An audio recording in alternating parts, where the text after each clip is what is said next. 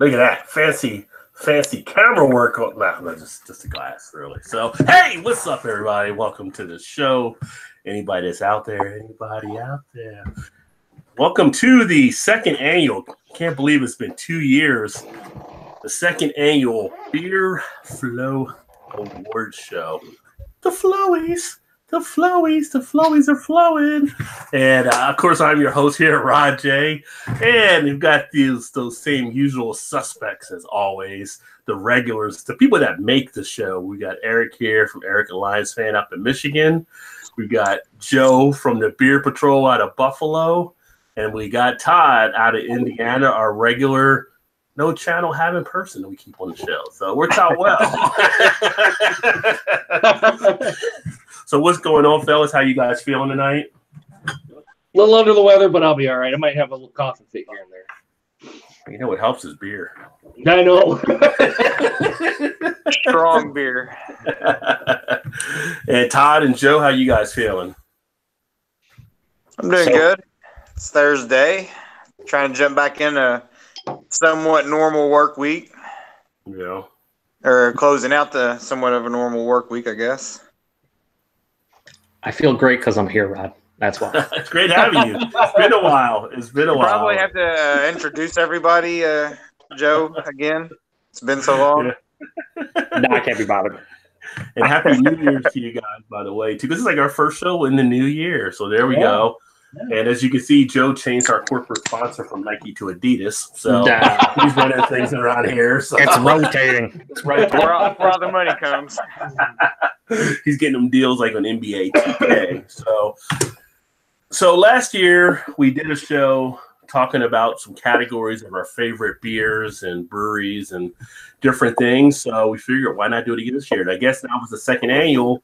It'll become a tradition. So we'll start looking at doing this the first week probably of January each year, taking a look back over 2018, a little bit different. I know a lot of channels are kicking their stuff out there as well. So we just kind of do something like this. And it's kind of going to be more, I believe, of a grouping of things in the categories. You can actually see the categories in the description if you take a look down there. I think I did put those in there as well. So you'll see some things that will be discussing. And if you have some, when we do the categories, chime away, put those comments out there so we can see what you're thinking and what you're drinking, right? That all being said, I don't have any beginning music. So on with this show, and I'm going to turn it over to Joe so Joe can bring everybody up to the first couple categories. Yeah, so everyone can say I talk too much. I know. I do. Yeah, so as Rod said, this is basically our best of or favorite award winners of the year. We have 16, I believe it's 16 different categories. As Rod said, you can see in the description box all the categories. Sans one, which was a late addition by Rod. Yeah, I don't think you put it in there, did you?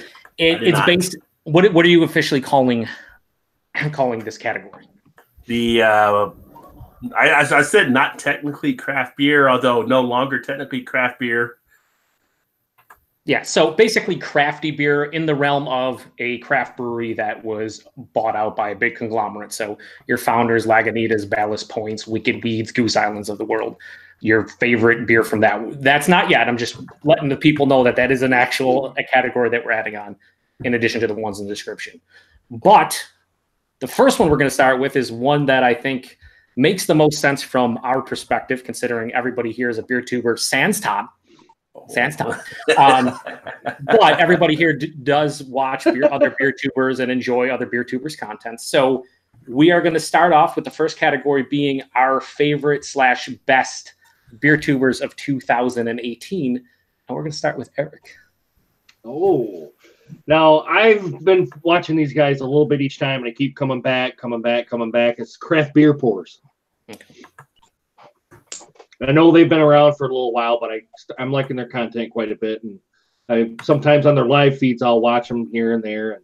But I'm starting to watch their content more and more and more. So big shout out to Brandon and Trish there. Yeah, yep. Great people. Trish did an awesome thing around the holidays for the homeless. So yeah, they have great content overall. Their live streams go very long, but are enjoyable for sure. No honorable mentions or anything. That's strictly all you got. Craft beer pours it is for Eric. Rod, how about you, man? Well, for me, and again, this is kind of a grouping of channels I check out. I mean, I watch a lot of different channels, so I don't want anybody to feel like if they weren't on the list, they were slighted in any way. But these are some of the ones that stood out to me over the last year. And I think last year I just had the one, which was actually Dean's over in the UK. So Dean's Beer Tube. So I'm not going to have Dean's on this one. But what I did this year, and you'll see this on the categories, I kind of have a little bit of a grouping. So the first one that I have on here is actually the Beertiful. So if you haven't seen the Beertiful's channel, make sure you check him out. And the thing about the Beertiful, one is he's pretty knowledgeable in the beer, which I really like. Two, he keeps it entertaining. And three, you just never know what the hell's going to happen. Because he'll be shooting a video and his kids will get into something and he'll just stop and give them a look. Then he'll just be like, all right, you okay? And he goes back to talking about the beer. So he keeps the whole thing pretty entertaining. So I do love that there. My next one is going to be This Guy's Thoughts. This Guy's Thoughts. He's actually just north of me, just on the other side of kind of Dayton.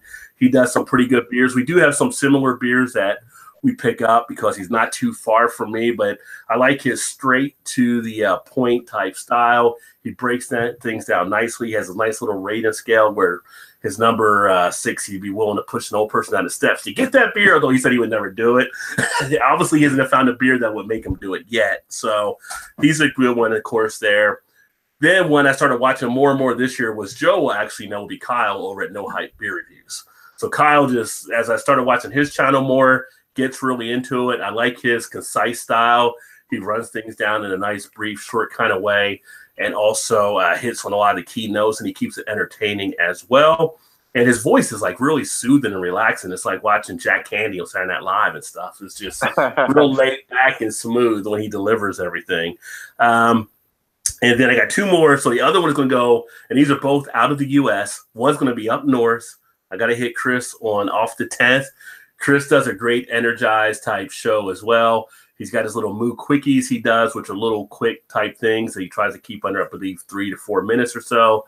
He also has his other ones that he does like vlogging and stuff. But he does the beer in a fun way. And he pokes fun at himself. He doesn't take it very seriously. He throws different graphics up on the show. He just makes it a really good time. And then the last one I'm going to put on here, and this is one he only does a review like once a week, which I believe is on Saturday or Sunday, although he's done a couple more with the holiday. And that'll be Terry over at Terry's Quick Beer Reviews, established 2014. If you were to pull it up, it's at EST 2014 on YouTube. Really nice breakdown. He has a nice little fun way he talks about the beer. Sometimes he'll have a story he'll share about them. You know, something that might have been when he was growing up over there in the UK, but keeps you entertained throughout. Another one that's really clear, concise, hits on things, and really gets in and out with a nice amount of time spent about the beer. So those are the 5 I have for this year that have kind of drawn me in here in 2018. And that is a fantastic list. You stole a couple of mine, but I will reiterate when I do my list. But yeah, how about you, Todd? I know you're not huge, like you don't watch 75 different channels, but which ones have you enjoyed this year? No, I don't. And Rod kind of stole some of my thunder as well, Joe. So here it goes anyway. Yeah, as Rod mentioned, I do like Kyle over at No Hype. I started watching him this year. He's like, kind of straight to the point, doesn't draw it out. Nice videos, does a good job. Still like to watch Craig over at Kent Beer Reviews. I think he was my favorite last year. Not to say that he's gone any further down, but I'm going to give a shout out to somebody else this year instead. And that one would go to, for me, is also Chris Off the 10th. And I like his Moo Quickie videos just because they're fun, quick, to the point, 4 or 5 minute videos or less. And he does a good job. Like I said, he doesn't take it too serious. So I always enjoy the Moo Quickies for sure. So my nod this year goes to Chris. Chris is going to get a big head out of this. Outside of you three. Oh, how nice! Yeah, we don't say one another. Excluded, right? Yeah, we know. Yeah. The truth is, we don't watch one another because there's no reason to. We just it'd be kind of corny, right? To be like, oh, Rod, you're my favorite. Like it'd be weird. Awkward. Yeah, very awkward. Those are all actually great. Yeah, great lists. Unfortunately, you stole all mine. No, so yeah, I'll just reiterate, Chris on the 10th. Settle down, Chris. You're going to get a big head off of this. But yeah, Chris on the 10th does a great job. He's been really going hard like the last month, like pumping out a review a day. His Moo quickies that aren't really quick, they're like 6 minutes long. Settle down, Chris. That's not a quickie. But they're still fantastic, regardless of what he wants to call them. He likes the hashtag Moo. I get it. Yeah, Kyle was number 1 on my list this year. I did joke to him, Rod, when you talked about his soothing voice. You could do like ASMR or something like that. He said the one guy over at NerdSense puts him to sleep. He watches him, and I'm like, you are basically the YouTube BeerTube or the BeerTubing ASMR artist at this point, which makes a lot of sense. Yeah, Kyle is like 3 hours away from me in New York State. He gets a lot of the same beers I do, so I watch him because, well, we usually end up reviewing a couple of the same beers every month. And yeah, he's quick, concise, doesn't have a tendency to ramble on, knows what he's talking about. And I've really enjoyed his content this year. I want to say I found his channel like halfway through the year too. So it hasn't been that long since I've been watching him. In addition, yeah, like last year, like you're talking, Todd, Craig is always at the top of my list, baby. Like Craig, Paul over at PA Brew News, all the guys that I've hung out with on YouTube and BeerTube for 5+ years. I watch all their stuff, especially Nick over at Maxwell Star. His one video he posts per year, I watch it every single year, that one video. But I'm trying to keep my list this year to people that I've like discovered in 2016. The second guy on my list would be Brad Allison, 31st Brewing. Brad Allison's fantastic. And I like his solo reviews, but for the win is when he does the duo reviews with his wife Jessica. They have great banter. They have great banter and back and forth. Jessica's always giving them shit, and just it's such a like the beer becomes secondary, and you kind of know you're entertained when like the focus is kind of off the beer at that point, and like I don't even care because it's just funny to watch. So yeah, he does a really good job, and like I said, he pumps out the reviews on a daily basis as well. Mm-hmm. And the last guys are a duo, NerdSense. I kind of started following their stuff through Kyle probably about 3 or 4 months ago, and they are out of, I believe, I want to say it's Massachusetts, definitely in the New England area. They do a podcast too, but like they basically just do all duo reviews. They get a lot of hype beers and stuff, but I really like the back and forth that they do as well, and really nice guys. So I would say my top 3 this year would be Kyle, Brad, and the guys at NerdSense, although Chris would be up there, but you guys have already mentioned him. So he's gonna think he's the best ever. He's the new king of BeerTube after this. Well, he can come out do a Cuba Gooding speech at the end. Yeah. Maybe, I'm sure he's gonna do something on his channel where he's gonna mock us, and it should be fun. Yeah, the one thing you mentioned, Brad, and Brad has some really good stuff on there, and a lot of these guys too that we're mentioning. Make sure you look on the right panel. If you go to the channel page and the featured channels, a lot of these channels are right in there as well. So you can check out a lot of these people if you haven't seen them yet, or we'll get to the comments here. There might be some actually watching. But when Brad says, like, I'm not a big fan of this beer, and it's okay, it's good enough, I guess. I'd give it like a 3.5 or 3.75. Jessica's like, you said you weren't a fan of the beer. That's not a good score. That's not too good of a score for like something you're not a fan of. And she just starts giving a hell about it. So good. There's 3.5 is high for a beer that's not that good. I always side with Jessica. So always side with Jessica. Always. Even Brad sides with her because it's the we'll read the comments after each category. So right now we have Paul, PA Brew News, says, "Good evening, gentlemen." Later on, he says, "Shit be going down." Yeah. Red beard. Yeah. Paul, you just quoted Redbeard. You never want to do that. I thought it was Redbeard that said that. Oh, no, that was Paul. That was Paul. Yeah. Paul said, "Shit be going down." I mean, like that's He's. He must be drinking it. Oh, he probably is. Eric Gilbert says, "Cheers." What's up, Eric? Cheers, Eric. Hans Gomez says, "Hi." Hello there, Han. Cheers, Hans. Drunken One says, hell. I don't know if he just ended up in another live stream chat or if like he meant to be here and he's confused. I don't know. What's up, Drunken One? Oh, speaking of Hans, I think Hans is actually in Germany. So, oh, is he? Spoiler, might be a German beer on my list. I'm just saying. Oh boy. Oh yeah. Boy. Paul tells Eric Gilbert to drink whiskey, and then he says, maybe later, Paul, just cream ale for now. Eric says American honey. Eric, what are you referencing there, Eric? Wild turkey. American that's a whiskey. Oh, okay. Yeah. You're talking about specifically whiskey. Okay. Yeah. Paul seems very happy. Says, damn Skippy. Tim's Brews comes in, says cheers. Also says hi to Drunken One. Paul, actually, before you said your list, Rod, he said Terry's Quick Beer Review YouTube channel #1 winner, so he was digging that as well. So yeah, Terry's got a really good channel. I'd like to see more people subscribe and check him out that really like beer. He does a good job. Yeah, and then he says, "Yes, Rod, Terry #1." So he's totally behind your selection. Raining on a Parade says something very flattering about me, and I'm not going to read it. Not going to read it, Raining on Your Parade. I do like fruited sours, but I know that's not what you meant. Anyway, Paul asks, "Where's my uniform?" And now he's mimicking Red Beer tonight and Greg from the Canadian. Not two people to really mimic, I tell you that. No, probably the worst combination of people to mimic on BeerTube at this point, honestly. Pretty terrible. Not a great idea, Paul. And then Paul says, "Chris, never get rid of the oh yes in your Boo Quickies." I agree with that. The oh yes is oh yes. Yeah. Drunken One says, "How about Till Beer Do Us Part?" I've seen some of their stuff. Yeah, I haven't watched too closely though.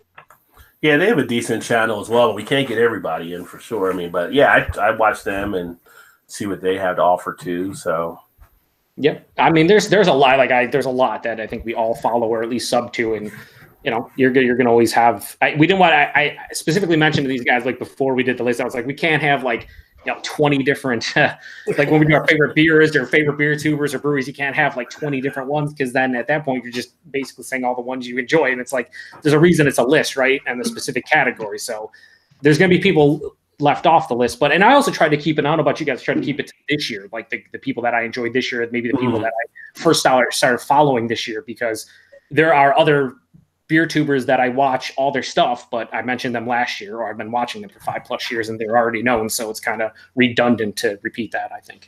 Right. So, but yeah, Eric Gilbert says, "What about the best other half reviewer award?" I would say that's me. I would say that's me because no, I don't. There's a lot of people that review other half. Eric, you got to diversify your beer tubing. Diversify your bonds. Wu-Tang Financial. Well, this is like a Dave Chappelle reference at some point. Yeah. There always has to be, right? Yeah. Oh, by the way, the beer I'm drinking tonight is actually out of Belgium. It is Quack. And this is actually really good. And yes, it was a Rod J deal that I picked up at Jungle Gyms. Shocker! We'll just leave it at that. Spoiler alert! Shocker! Just like to be on a Beer Flow show where there is no Rod J deals. Is that even a possibility at any point? No. At 8.5%, it's going pretty well. I drank a beer that Eric sent to me last year that still has tape on it from the beer mail that he had. This was in the beer mail and I could not get this piece of tape. I'm like, I don't care anymore. So it's the Boatyard Brewing Company's Kirkenberry Sour, and it is not good. I've had that, but I do appreciate you sending it my way, Eric. It's just it smelled like 800 times better. It was in the early days of beer mail. So, yeah. I remember when Eric said he's like, I didn't try it, but it sounded interesting. Yeah, it did. It did sound interesting. Should have been a mystery beer. A mystery beer. Yeah, it should have been. But yeah, it's whatever. It's gone, so I'm happy. What are you drinking, Eric and Todd? What are you guys getting down on? I'm drinking sorry, go ahead, Eric. Nope, go ahead, Todd. I'm drinking the Gas Station Coffee Imperial Stout. Collaboration with Angry Chair and Untitled Art. And I'm drinking Central Waters Breweries Reserve Stout. Oh, how do you like that one? That's a good one. It's good. It's good, but I can't tell. It's the notches in between 16 and 17, so I don't know if it's a 16 or if it's a 17. It's kind of right in the middle there. So. But you said it's an Imperial Stout? Yeah. It's a barrel age. It's barrel age too. Yeah, they do some good stuff. Yeah, they do. Very underrated, I think. I can't even tell what the ABV is on here, but like it really matters, right? Oh, it matters. As noted in my last video, I think. What matters? I can't even read it. It's so freaking dark in here. Eric, turn out a light. Yeah. I have a light right here, but trying to manage the bills right now. Managing the bills. I can't do it. Get a flashlight out. You'll.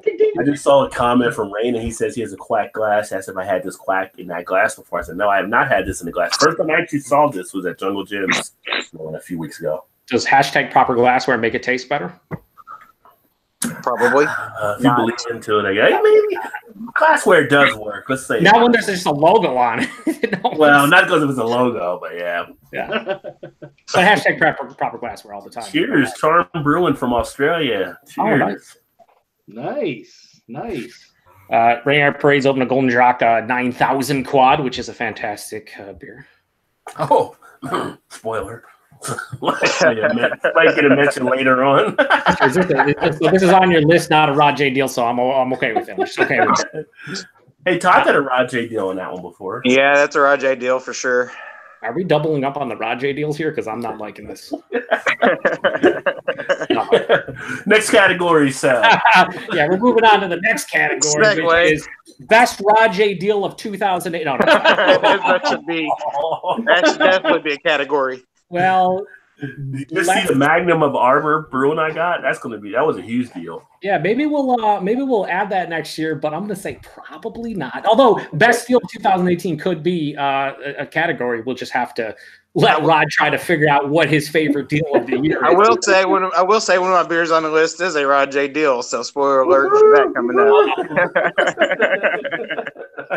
I don't like it anymore, Todd. Anyway, favorite/best hop forward beer of 2018. So this can be anything that's a hoppy beer, your pale ale, session IPAs, double IPAs, triple IPAs, hop forward red, whatever that has a huge hop presence. This is the category. So we'll start with Todd. Yeah, so I kind of come down to two of them that I'd go with. First one being from the other half, in courtesy of Joe. All Green Everything, which was a fantastic double IPA. Triple IPA, I'm sorry, yes. And then the other one come from Eric. I'm going to go with the Boss Tweed from Old Nation. Ooh, nice. Those are two great beers. All right, how about you, Rod? Well, let's see what's on the list, right? So last year in this category, I believe I had Galaxy High. I'm not going to have it in this category this year, but I did add Citra High. So from Mad Tree, there's citrus versions of the High. Yeah, so they do that pretty well. And of course, it's an older beer, but damn it, it's still good. And it's rather easy for me to now get when I want to. And that would be Zombie Dust. It's still one of the best American pale ales out there. And it's not an IPA. People think it's an IPA, but it's actually an American pale ale. Pale ale, yep.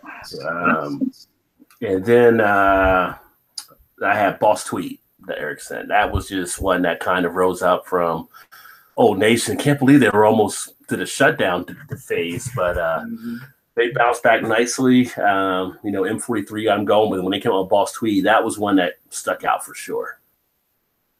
Nice. I agree. I have Old Nation's Full Earth. I really enjoyed that beer. That was my number one beer for 2018, and the number two was the two beers that you sent me, Joe. Was the O and the Showers. Those were really good beers. Yep. Nice. Yeah, other half again there, Eric Gilbert. So it's not only me, buddy. They make good stuff. All right, so mine are. Shout out to Old Nation in general. I think all the beers that Eric sent me behind me on the pretentious wall of bottles and cans have up there. They're all up there for a reason because they're all pretty delicious. I would say my favorite of the bunch was probably Boss Tweed. But M43 you really can't go wrong with. I think that's like one consistently delicious beer. For me, though, we're going to go with other half Eric Gilbert because that's what I do. And my favorite from them, I would say it's the double dry hop All Green Everything, but I tried to keep it to beers I had for the first time this year. If I just went with just what I drank, period, yeah, double dry hop All Green Everything from other half. But another other half beer I had was their double cream get honey. Method Man shout out, Wu-Tang shout out. So the fact that they brewed it though with honey and then used only Citra hops, it was fucking delicious. I had a couple other beers at Shares. I brought Bellwood's Pineapple Milk Shark, which was a pineapple milkshake IPA. Two on the 10th bottle share, which is now off the 10th, but on the 10th we did in May, and that was like my favorite beer probably of the share itself, and just absolutely delicious. Bellwood's Milk Sharks are pretty fantastic. A lot of people in the States don't know about Bellwood's, but if you're in Ontario, Eric Gilbert knows, and they're delicious. So yeah, nice. That's all I got for my list, baby. Nice. read the comments up real quick here. Yeah. When Eric Gilbert's giving me crap for saying what is the best other half reviewer, what about the best other half reviewer award? And then Paul says, well, let's hear what Joe has to say. And is it double dry hop, for fuck's sake? Yeah. Fantastic. Hey, Todd, you can unmute yourself too. Unless you have more Rajay deals, then keep it muted. Paul then says, at least 8.5%, or it's not Imperial, at least 10%, or it doesn't matter. That's Paul. Go big or go home. Yeah. Burning Beards here, and he says, Ex Novo and Fort George did a collab back and forth. It's a triple dry hopped with Nelson Sauvin, Mosaic, and Galaxy hop, 6 pounds per barrel. It was epic. Nice. Sounds pretty delicious to me, yeah. Paul confirms that Bellwoods' Milk Shark, Pineapple Milk Shark, was awesome, and Paul is the not the anti adjunct guy when it comes to pastry stouts and lactose and beers and stuff. So when he liked it, I was like, wow, he likes one of these. So I think Paul would love a lot of other half and a lot of the. He just likes to shit on it because that's what Paul does. Eric Gilbert says he'd never heard of Bellwoods, being the troll that he is, although totally me either. I just put him on the list because, random. And that's it. That's all we got for comments. So we'll move on to the next category. And this is your favorite best dark beer. Now I put down porter, stout, imperial porter, imperial stout, but this can really be any kind of malt-driven beer, any kind of malt-driven beer in general. So you could, old ales and, even, Doppelbox, you're just basically a malt-driven beer in general. And I'll start this time around, and I will go with these all I reviewed on my channel, but my favorite was Treehouse Brewing Single Shot, their Brazil Cerrado. It was a 6.4% milk stout, basically, with Brazil Cerrado coffee. Just, yeah, if you ever can get your hands on any of the single shot beers, period, do it. Fucking fantastic. Other beer in here is 450 North's Flapjack and the Double Stacked. I couldn't really tell you which one I liked more because I think it's pretty much the same beer, even though for the Double Stacked, they're like, oh, we're using more vanilla and maple. And it's like, yeah, I can't really tell. They're both delicious. So I can't really tell you the difference between either of them. And then last but not least is Omni Polo. Some of the Canadian guys probably have had this one, especially pastry stouts, the Prodromus, which was, I'm not going to sit here and tell you what it was, what they put on the label. It was 17 words long. It was chocolate cake bars, fucking blah, blah, blah. It was just delicious is what it was. It was one of the best pastry stouts I had in 2018. And yeah, I'm all about it. Shout out to Canadians. And yeah, that's all I have. Those are my top malt-driven beers. I haven't had a lot of offerings from Omnipolo, but what I have had has been outstanding. Yeah, they do. I mean, a lot of their adjunct stuff is delicious. Now, whether or not there's actual stuff in it and just extracts, yeah, a lot of people don't like that, and I get it. For me, it's if the beer tastes amazing and they're using extracts, then whatever. I guess they're using extracts. I don't really care too much, but yeah, totally agree with you, Todd. I haven't had a ton, but the stuff I've had is fucking dynamite. All right, we'll go to Rod. Let's see. Yeah. Favorite best dark beer. So, of course, it really goes without saying because this was in the category last year, but I had it again the year before, I should say, as we did it, was Victory at Sea. Come on, it's got to be up there, right? So we just slide over that one. But even though we're not on speaking terms as much right now, I got to give it up because last year I had Breakfast Stout from Founders, and it was a delicious. I prefer Breakfast Stout to CBS or some of their other stuff that they have. So it's a great beer. I don't know why you have to go out on the other ones when you got a good beer right there as it is. Dragon's Milk, obviously. And I'm just looking right now at the base, although the variants are very damn good too, which reminds me, I still got to do the coconut banana. I haven't done that one yet, but all the other ones are pretty solid. We got a noted coconut. I love coconut. So we got two different sides here. And then the third one, or fourth one, I should say, was one that was actually one of our local places here. This is Street Side Brewing. I don't know if Todd got any of those yet from his brother up in the area, or I'll have to get you guys some of their beers. They started canning, I believe, now. Who was that? Street Side. Oh, no. And this is the barley wine E La Vida, which is really a great barley wine they came out with. And we'll talk a little bit more about Street Side as we go on, but they're doing some good things. I'm liking them. Nice. All right. How about you, Eric?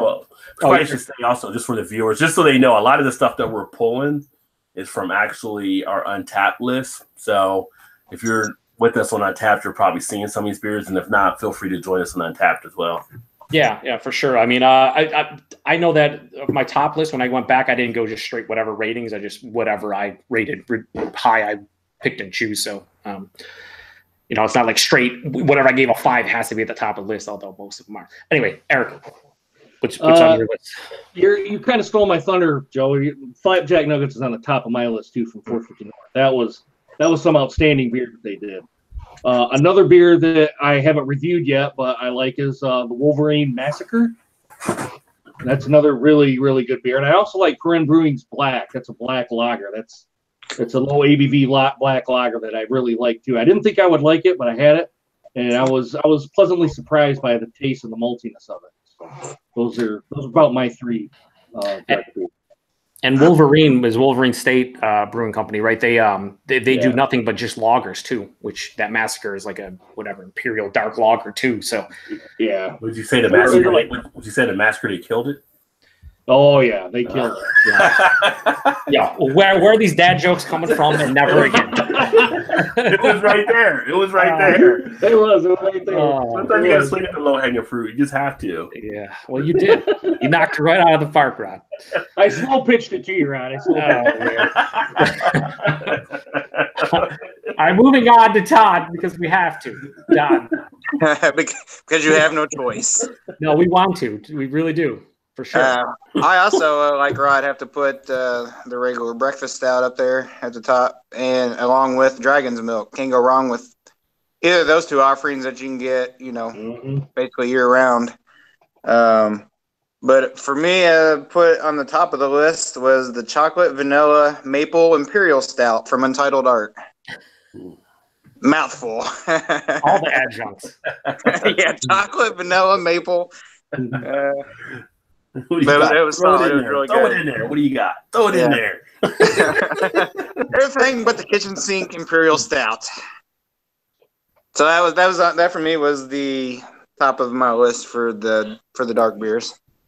Nice. It was funny because I had a viewer on the chocolate Scotch ale that I reviewed, and he said that Untitled Art's been doing great things, and I was like, I've heard good things, but I really haven't specifically heard of like specific beers. So nice to hear another one from you. Do they get distribution by you, or did you pick that up in Chicago? No, we actually get them here. Oh, nice. Cool. Yeah. So the 4-pack, or I got picked up that 4-pack of the Scotch ale, the chocolate Scotch ale. That was here. So nice. Yep. All right. So comments we have. Paul says Hoppin' Frog Barrel Aged Taurus the Tyrant 11 out of 10. That was his jam. Turtle Man, the Irishman, says, cheers, everyone. Cheers, man. Cheers, Turtle. Welcome. Cheers. Man. Cheers. Happy New Year to everybody, too, by the way. Yeah, Happy New Year. Yeah, for sure. Eric Gilbert says that Omni Polo made me gag. Well, Eric, I know you don't like pastry stouts, and that is a very sweet beer, so I can totally see it. Also, your pal is stupid. Hillbilly Select. I love Eric.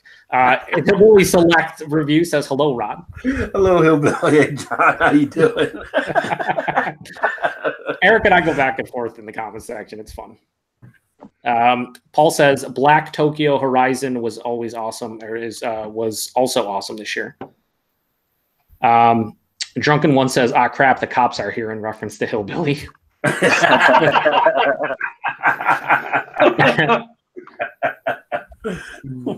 Burning Bear says you need to do an Oregon road trip, but Rajay might get the deals you might. He says you might get the deals you're used to, or did he mean you might not get the deals you're used to? I don't know. I don't know. I know some people in Oregon now. Oh boy, here we go. Shocker! It could happen. I just walk into play. I don't know how it happens. Just dumb luck, I guess. Yeah. Yeah, that's what Drunken One says, I'm about to drink the milk stout that Hillbilly Select sent him. Thanks again. Nice. Eric Gilbert says, and all were a bit thin. Don't know what he's referencing here. No idea. Maybe we were saying, I'd imagine. Maybe all the beers, because I have a tendency to say they're a bit thin. Paul does too, so he's probably like 17 whiskeys in, so probably. I'll let it slide, Eric. Well, he slides some more beer in nowadays, though. Yeah, he does. Yeah, he does. Paul says the brew selection is out of this world in Portland, but they are pricey at times. Yeah. That goes for a lot of places, though, at this point. Like, there's some really pricey beers like that. You just pass because it's too much. Speaking of Oregon, big shout out to Nitch if she's watching. She chimed in on one of my videos the other day. I'm like, I didn't know I know what Nicole was up to. So, yeah, it was nice of her to chime in. Nice. Holscher Fishing says, hi. Welcome, Holscher. Thanks for joining, brother. Nice. Yeah, cool. Rain Air Parade says, and the greatest macro beer of the award goes to Samuel Adams New England IPA. Saddle down, Raining on Parade. We'll let Eric decide that. Eric's probably better than the Brewers Association at probably. Like this. Did they hit 6.2 million? Okay, gotta change it. Yeah. Which we're not going to talk about it tonight. Maybe next week we'll talk about it. But they did make a change to how they're looking at craft breweries again. For fuck's sakes. Holscher Fishing says, how's everyone doing today? We're doing great. How about yourself? Doing great. Kicking back, sipping some beer, and giving some awards. Or talking awards. Award worthy. Paul says, all were a bit thin except for Hoppin' Frog's Barrel Aged Taurus. So Paul actually found a beer that's not a bit thin, which is impressive. Paul, send it to us. We'll give our opinions on it. You probably said it was too cold, though. Yeah, probably. It wasn't 120 degrees. Did you ever watch Jamie's video, Rod, of him putting the beer in the oven? I forgot what beer it was. No, but I heard about that one. So good. So good. Basement beer reviews. It's in one of his recent videos. It's pretty fantastic. What is Dialer says, low ABV black lager. That's a scary string of words right there. I think that's what Eric said earlier about the Perrin black lager. Yeah. Paul says he loves a black lager. Drunken One says, what do you think about McPoyle by Mile Wide Brewing? That was one that you sent to us. I enjoyed it. Yeah, I enjoyed it. So I did a video on it too. I think Joe did and Eric did a video on it. So yeah. No Todd, because we haven't got Todd's channel up yet. Yeah, Todd doesn't matter. Todd just drank it. I mean, I love you, Todd. Sure. Yeah, it was a good no frills milk stout. Yeah. Nothing more, nothing less. It was tasty. But they got some good stuff going on down there in Louisville. Which Todd knows more than me because he's right down there. So yeah, that was my local brewery of the year last year on the list. Yeah, Mile Wide. That's right. Eric Gilbert says, only non-thin beer I had this year was Muddy York's 18-month whiskey barrel of barley wine. Geez, son. It sounds pretty delicious, but most of the time when you get like 18-month-old or aged for 18 months in any kind of barrel, they usually thin out the beer most of the time. Yeah, but has he done a 6-year-old Brooklyn beer? Is my question. Probably not. Not Eric. Hey, not Eric. Thanks for bringing that up, Rod. It has to be on the list somewhere. That should have been worst beer drank this year. That would have been Eric's 6-year-old Brooklyn. That just goes to show you that the reps are not out there checking the beer stuff. Yeah, but Brooklyn made up for it, though. So you got to give them props on that end. That was good customer service. What they did. Yeah, okay. All right. I mean, the store manager's the one that left it in there. It kind of screwed you a little bit more, I think. Yeah. Yeah, that was his fault. Yeah. We have 420 says, what up, Rod? You got some torpedoes up in here. What's up? What's up? Nice. Paul says, by the way, I am the OG of, quote, it's a bit thin, son. You are. You are. I just have a tendency to now say it when the beer's thin. I usually shout you out most of the time because, yeah, you are the OG. Start trademarking these phrases. Yeah, let's not get crazy. I'm not paying for it. Ray Trade says, seems like the Rajay deals are all about the party source. Oh, Party Source, Jungle Gyms, Party Town. I mean, Depths. It's just wherever I show up sometimes. I'm not particular. I take a deal where I can get it. Hey, Rod, does Jungle Gyms, do they carry very many like specials or deals or anything? Yeah, that's where I got this from. This is oh, it is? Okay. Yeah, this 4-pack. I think it was like $5.99 or something. That's where I got that Antwerpen 4-pack for $2. Oh, okay. All right. A bunch of those, and they were unloaded some other stuff, and I mean, you know, they're all pretty good. They were all pretty good shape, fresh, and everything. So it wasn't like they just had too much stock. I didn't know if since they're bigger, probably larger than the others. I didn't usually a lot of times you don't see many deals at those types of places. That's why I was wondering. Yeah, I think it's just because they get so much in, they have to keep moving stuff, Right, yeah. It's like Goodfellas. It's all profit. It's all profit. It's all good. Bring it in the front, work it out the back. I'm buying stuff like Henry Hill over there. Eric Gilbert says everybody says it's a bit thin at this point. They do. Ewart Teku Murray shows up and says best skinny stout and girthy IPA, trying to be the troll that he just can't do it. Just can't do it. Ewart. What is Dollar says? This is like when Pitchfork has its best of the year album list. I've never heard of any of the music. Good comparison. Good analogy. Yeah. Now it's a lot of award shows nowadays. Yeah.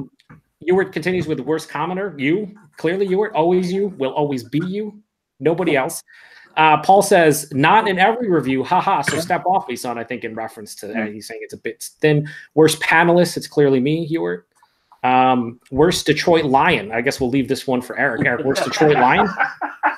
He says it's LeGlaire Blount, and without a shadow of a doubt. So you're muted. You're muted, Eric. Hold on.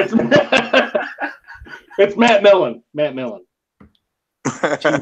Matt Millen just had like the heart replacement surgery or something. I don't care. It's Matt Millen. Messed up. Paul says only the commenters are worse than they are. Worse than we are. Oh man, for fuck's sakes! Wow! Wow! Again, it's low hanging fruit is right there. Son. Sorry, I'm heartbroken over that one. Burning Beard says, "Yeah, these Midwest folks don't leave the area, but they're cool." Haha. Ewart says the best beer tuber is Jamie and the worst is me. Yeah, I'd say that's pretty fair. Eric Gilbert says that Muddy York was like fudge. Sons? Also, that sounds great. Craig from Kent Beer Reviews, our brother, says, hey, brothers, Happy New Year to you all. Happy New Year. You Craig. too, Craig. I don't know if you're still in Spain or if you're back yet, but Happy New Year. For sure.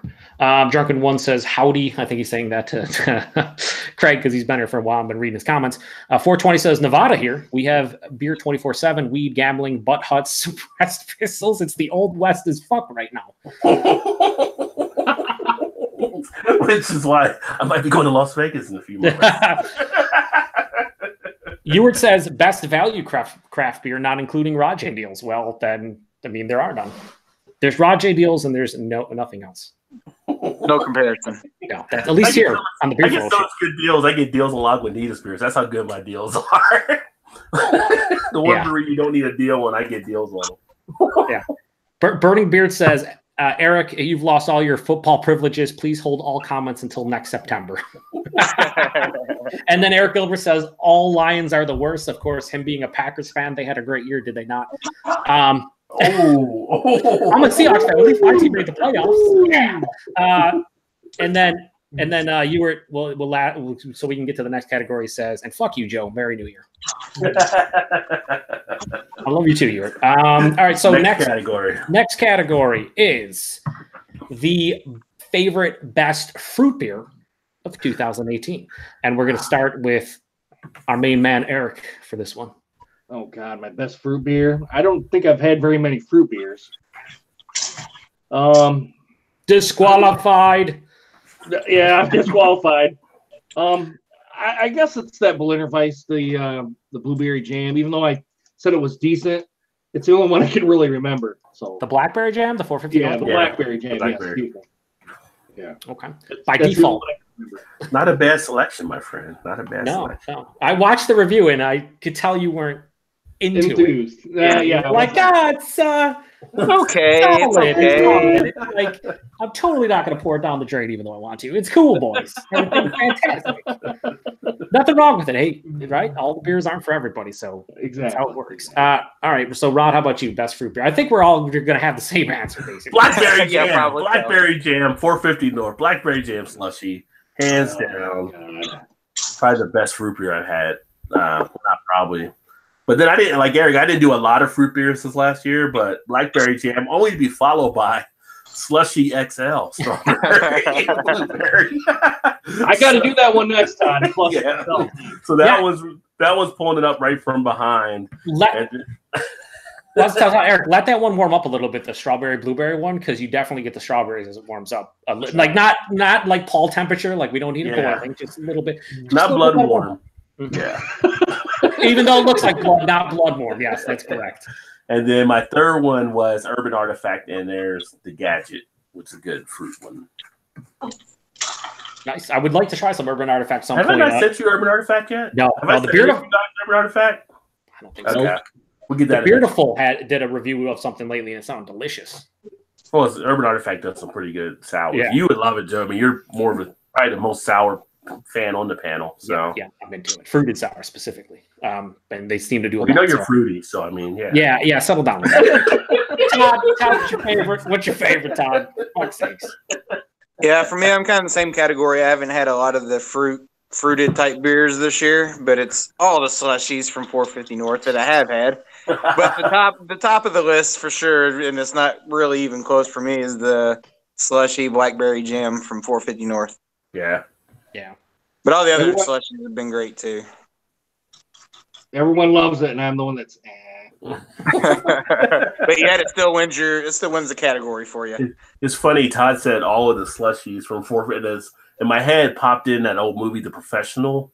You ever see that? The old movie, the guy's like a hitman, and Gary Oldman's like, "Bring me everyone." He's like, "Bring you who?" He's like, "Everyone." That's a great movie. Him and young Natalie Portman. Yep. Yes, it is. Mine is the exact same as yours, so it's not even worth mentioning. But yes, the slushy series is where it's at. I think I like the XL a bit more than you guys because I think it was very comparable to the BlackBerry one. But it doesn't matter. I think it was more impressive because it was 8. What is that? 8%? What do you mean more than us, Scott? Me and Todd had the top one. No, I'm saying I like the strawberry blueberry just as much as the blackberry one. Oh yeah. Yeah, that was impressive to have one that was 8% like that. Yeah, that was. It was double the ABV almost of the blackberry one, and you couldn't even tell. Like you drank like 2 or 3 of EB, fucked up. You had no idea. You'd be like, "Oh, these are the greatest fruit smoothies I've ever had." Yeah. I mean, you literally drank it, and you felt like you were standing in a 7-Eleven. I mean, they had that slushy feel down to a T. It did, yeah, for sure. Yeah. I don't know what Eric's slushy experience is, but when I used to drink slushy to 7-Eleven playing pole position back in the day, that's kind of brought back memories. Or Mike Tyson Punch Out, which was Punch Out back then. Well, I will say this though, in fairness, I don't even know if those blackberry jam slushy or the strawberry blueberry slushy is even actually beer at this point. Like it could be argued that it's not really beer. Like the way it tastes, I think you give that to almost anyone, and a lot of people would be hard pressed to be like, "Oh, it's totally a Berliner Weiss." They sprinkle crack in it. Yeah, it's very easy to hide with all that fruit. All right, so comments. We have Eric Gilbert says Lions also allow the Packers to get a higher ... worst. He meant pick, but he is, as we said earlier, deep into the whiskey and/or beer. You were trying to get me to pronounce things that I can't on purpose, and I'm just going to ignore his comments. Paul says, best fruit beer? Is there such a thing? Nope. Negative. And then Burning Beard says, Eric, does OE mixed with orange juice classify as a fruit beer, aka Brass Monkey? Eric, this is you. Never had it. I mean, does it qualify though as a fruit beer? Is it a malt liquor or something? OE, Old English mixed with orange juice. You said okay, yeah, that's a malt liquor. That's your corner, Eric. Yeah. I've never even heard of this. Okay, you never heard of Old English? Mixed with orange juice? Yeah, with orange juice. I'm saying, does it classify as a fruit beer at that point? Hell yeah, it's got oranges in it, doesn't it? Eric's got a video with Old English and orange juice. Watch out for it. I was really close to putting Four Loko at the top of the list for that one. But... Oh man, I'm glad. Four Loko.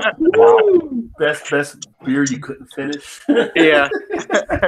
420 says Wild Blue is money, and then Paul responds with "Goddamn son, just know." So two different opinions there. I've had Wild Blue one time, and I regretted it ever since. I was not a fan.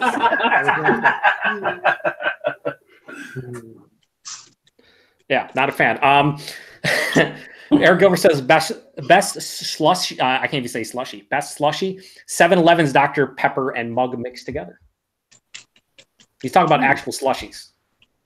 I didn't even think of. I thought it was like cherry and cola. I didn't even Nah, know. they yeah. Well, they have like. I haven't been to 7-Eleven. We don't have them in Kentucky. I haven't been in a while. Yeah, they have all different kinds of flavors as far as I remember. I haven't had one for a long time either. But if you say the best fountain drink machine, it's the one where you have like all the different flavors of Coke you can hook up. That's like the best fountain machine you can ever do. Yeah, for sure. Yeah, those are great. The freestyle Coke machine. Son, I'm getting a cranberry 7-Up right now mixed with the orange slice.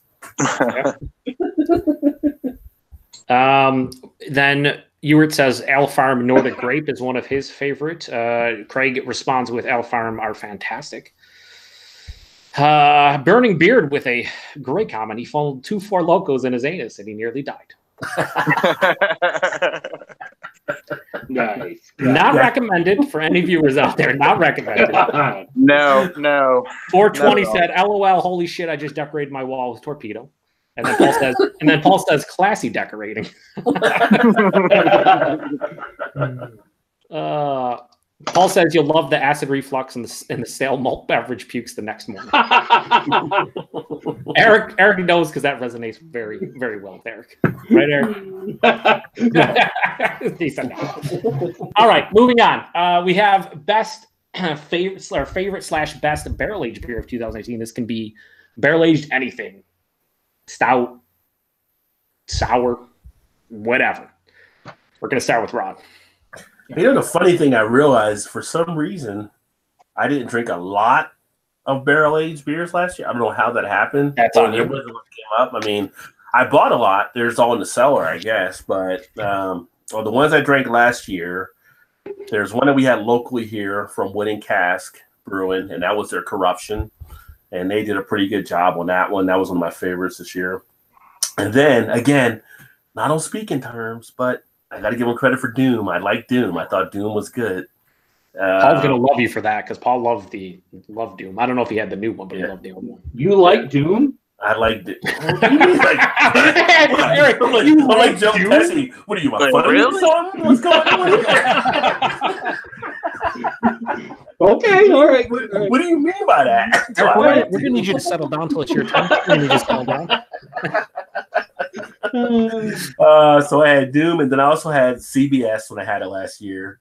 Again, it was based on the bourbon style, but it was a good one. I'm not over the moon with it like a lot of people are, but for a barrel aged beer, it was all right. And thank you, Eric, for getting that to me. It was good. And then the last one I had was one which Todd may know down locally is from Alltech, but it was their Kentucky Bourbon Barrel Coffee Stout. They're really a hit and miss brewery, but they really nailed that one pretty good. I totally agree. I've had quite a few from them, and the coffee one was the only one that I liked, honestly. Yeah, I haven't had that one. Yeah, that's good. I kind of gave up on them a while back, so I don't. Yeah, I mean, seek out to buy anything from them. That and their cream ale are probably the 2 best beers they do. Yeah, the cream ale is to me is their best beer that they do. Mm-hmm. Speaking of which, Todd, segue. What is your favorite barrel? That's not a great segue. Just what's your list? For some odd reason, I only wrote down one, so I don't know why I did that. But great job, Todd! Fantastic job. I was doing it while I was at work, so I don't know if I got sidetracked or what. But for me, on that one was the barrel aged milk and cookies from Wicked Weed. Ooh, there you go. I haven't had that one, which is really nice. But then, I mean, you can throw in some locals. 70K here from Against the Grain was really good. And some of their variants of that style, they had peanut butter, grape jelly. What else did they have this year? Tried all those about a month or so ago at a tasting at Against the Grain, and they were all pretty good. But for me, it was the barrel aged milk and cookies from Wicked Weed. Nice. Yeah, that sounds delicious. How about you, Eric?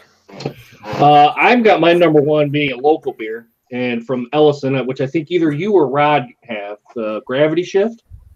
Me. Yeah. No, I don't. You got it, Joe? Oh, I got it all right. What the hell? It was right next to the amber ale. I'm like a 5.7% amber ale. Cool. And then as a 14% barrel aged stout. I'm like, this is where yes. I didn't do a review on it, but I did like the Expo Bourbon Barrel Aged from Bell's. I like Dark Horse Plead the Fifth Bourbon Barrel Aged. Oh, yeah. So obviously CBS, I like KBS. You know, there's the pretty much standard beers here in Michigan that you can still find that here pretty much any store you go into. The Scotty Karate from Dark Horse, the bourbon barrel aged Scotty Karate.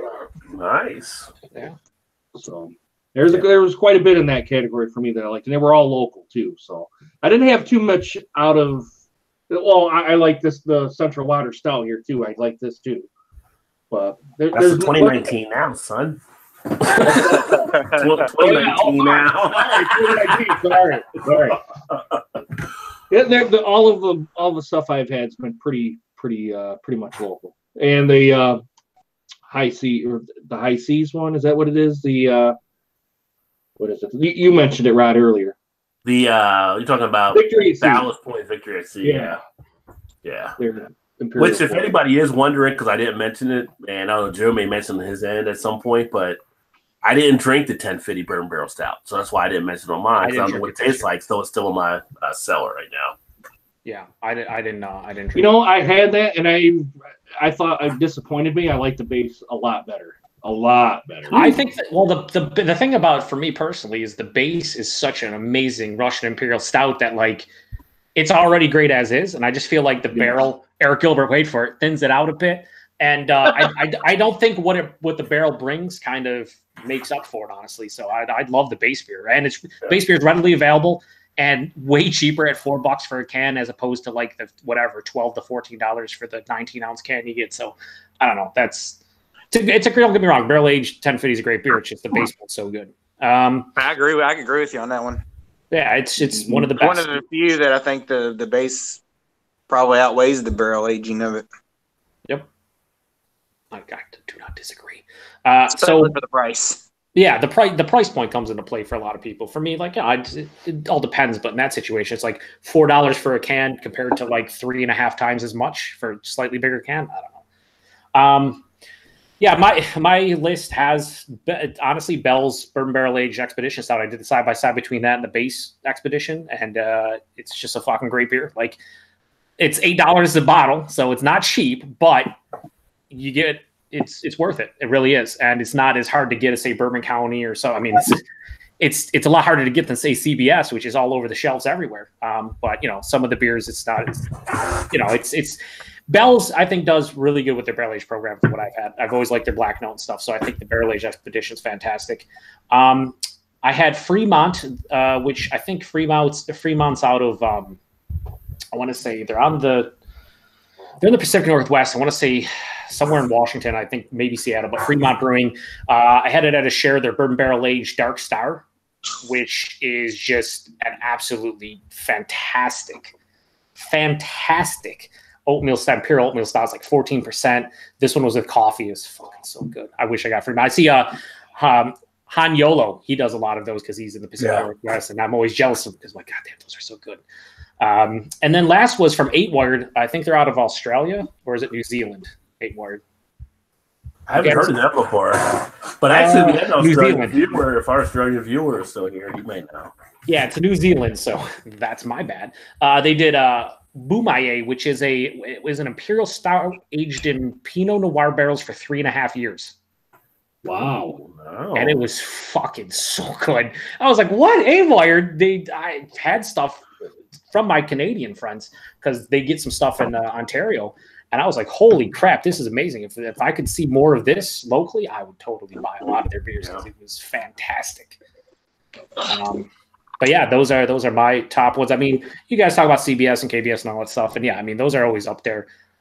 For me, I tried to stick to whatever I had for the first time this year. But, like, you know, CBS would always be up there for me. I didn't buy it this year just because, you know, we talked about before, but for people like that everybody outside of the U.S., if they get Founder CBS, they're in 12-ounce bottles for $8.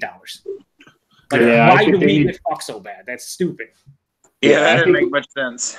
Yeah, I think if they go to the 12-ounce bottles, I think they'll do much better. I would totally easily buy 1 or 2. I mean, it's basically double the amount you're paying if you get 2. And that's like you can right now go up to Ontario. Like, I could drive up to Ontario, half an hour away from me where I am, and you could get like 3 bottles for the same price Canadian that I'm paying American for a single $7.50. So not only would I be getting an extra 10 ounces of beer, but I'd also be paying like $10 less. I don't even know how that's fair. They're a U.S. brewery. I don't get how that's even possible. But sure enough, Founders does it on top of doing other things this year that weren't favorable. Yeah, not to mention you can drink one now and then sell her one for a while. And who wants to drink Bombers, 750 all the time? You're kind of screwed. Yeah, Paul's the only guy who wants to drink 750s all the time. All right? Now he has to walk up the side of mountains to work it off. Yeah, I mean, come on. But yeah, that's he's like a lumberjack. Yeah, he is. Yeah. Takes a lot to put him down too. All right, so we'll go to comments and move on. Four Twice says Four Loko is now known as the whole shot, the combo douche / beer flavored product. I think Todd would agree with you at this point. Yes, 100%. Paul says Hoppin' Frog Bourbon Barrel Aged Taurus the Tyrant, which he's mentioned for like the 8th time. Triple Oatmeal Russian Imperial Stout yet again, son. He just for his barrel age. I get it. I settled that. He also said he liked the 2014 Doom Rod. The latest release sucked in comparison. Not saying it sucked. He's just saying in comparison to the original, which I never had a chance to try either. And you didn't either, right? You didn't try the original, did you? No. Burning Beard says Block 15's Block Friday Imperial Oak Stout matured on apple brandy barrels, 10.5%. That was his favorite. That sounds delicious. Yeah. Sign me up right now. Like you guys didn't do the brandy barrel Spanish beer this year. It was the year before, right? It wasn't. Year before. I still have all three. I think I might get just shit faced one night and just do like a triple comparison and be dead. The brandy was fucking amazing. I was like, oh my god. Yeah, I love brandy barrel aged. You know what's good about like brandy and cognac is you don't see too many barrel aged with those barrels specifically. So it just brings different flavor profiles that you're like, holy shit, this is different than your typical bourbon whiskey, and whatnot. They knocked that one out of the park. Yeah, I got to still shoot the video for mine. I got the brandy and I got the bourbon. Was it brandy and was it bourbon or rum on the other one? It was bourbon, brandy, and base. Yeah, so I had the brandy and the bourbon stuff. Yeah, the base is gone. We might have to do a live review and just get shitty together, Rob. Yeah. You tell Gio the party source to get more. Send them to you guys. Yeah, for $1.99, I'm into it. Literally, they were about that. He still had this price tag on. It was like $1.99. Like his fucking brandy barrel. That might have been the greatest deal of 2017, right there. Yeah, it was something else. That's for sure. Comments we have to continue on here. We have Eric Gilbert says Rodenbach Vintage 2016 Foder number 201 for barrel aged. So the Rodenbach Vintage 2016 his favorite, but specifically the Foder number 201. So what is Dialer says High West Barrel Age Victory at Sea was a series winner this year. Ballast Point. That's going to be on my list upcoming. I still got that in the cellar. I haven't drank it yet. Oh, I did it blind, baby. I did it blind and I did pretty good. It was sent to me by Kyle, but it was fucking delicious. I gave it a 4.5, even though it was blind. I'm like, this is great. And then I ripped it off. I was like, yeah, that's right. It's great. Paul says all the wicked weed he's ever found were their sour ale crap. Paul's not a sour guy, so.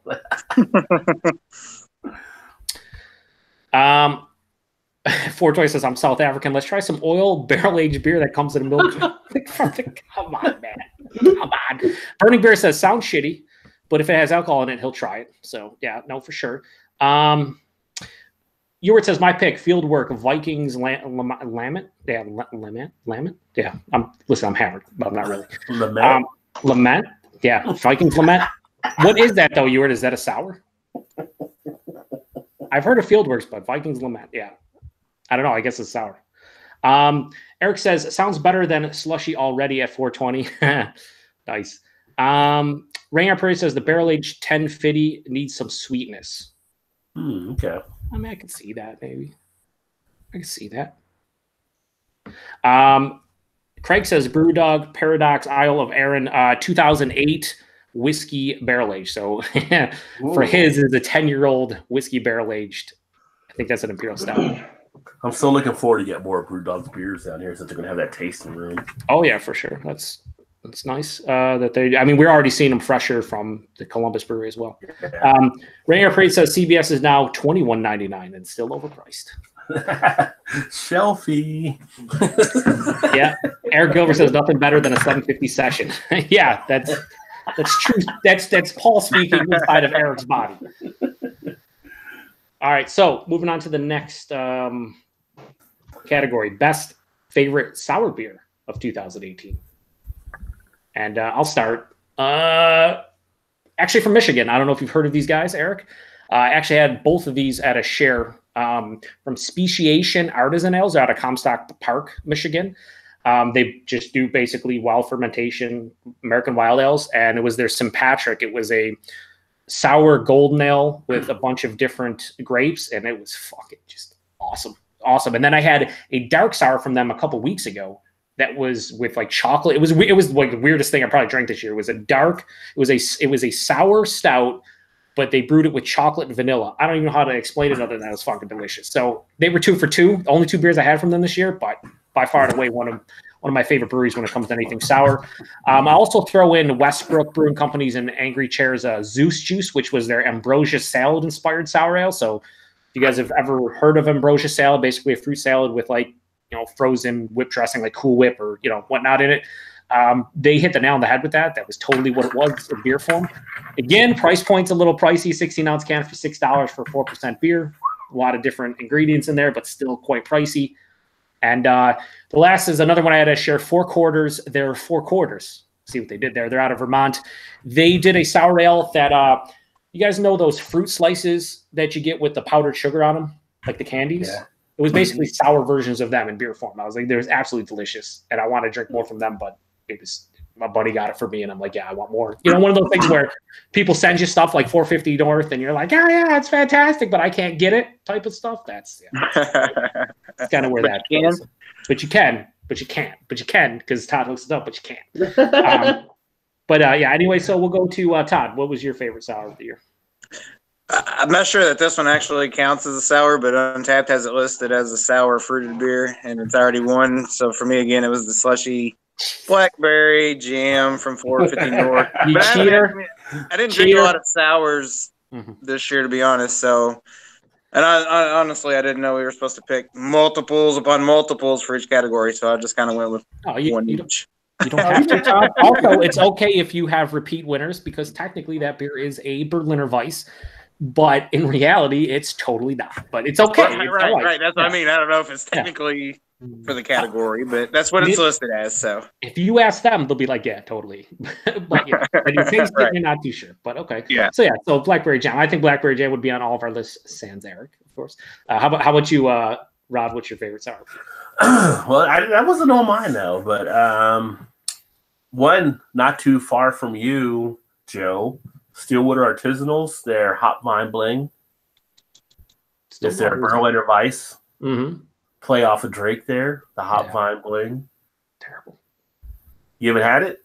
No, I'm just saying the play off of Drake's terrible. Well, I mean, that's what it is. I can't control. I know, you can't control. I'm just saying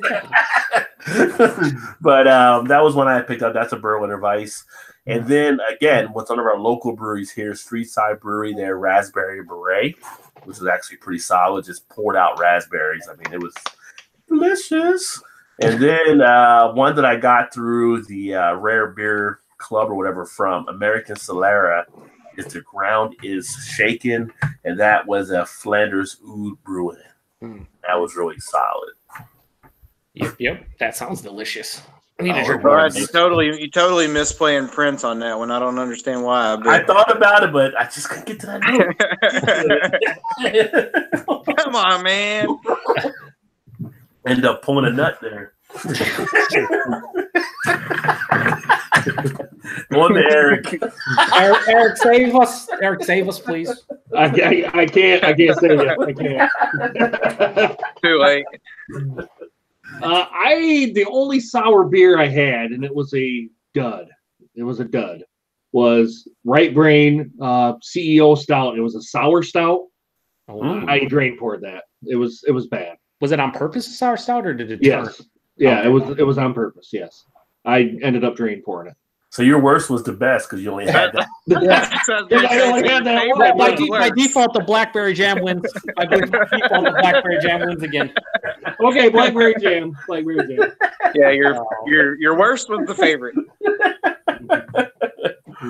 I could have just said I'm going to pass on this one. Yeah. I like that you didn't, though, Eric. I like that you didn't. Sorry, Right Brain, but do better. Do better. Sour to drain pour category for Eric. A sour stout is a drain pour.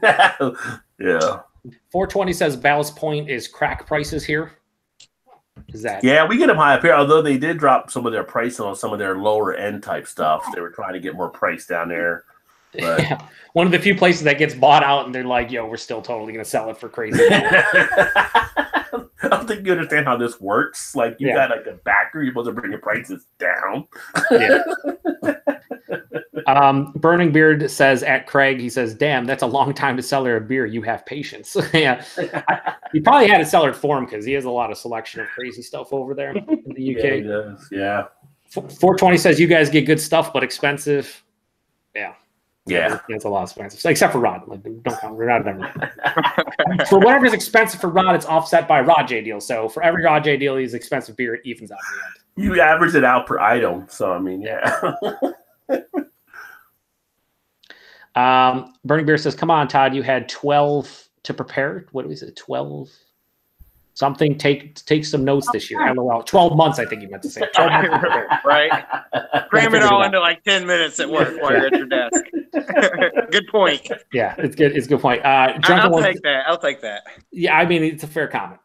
It's a fair. It comment. is. As Joe would say, that's on me. That is on you. It's on. It is a little bit on you.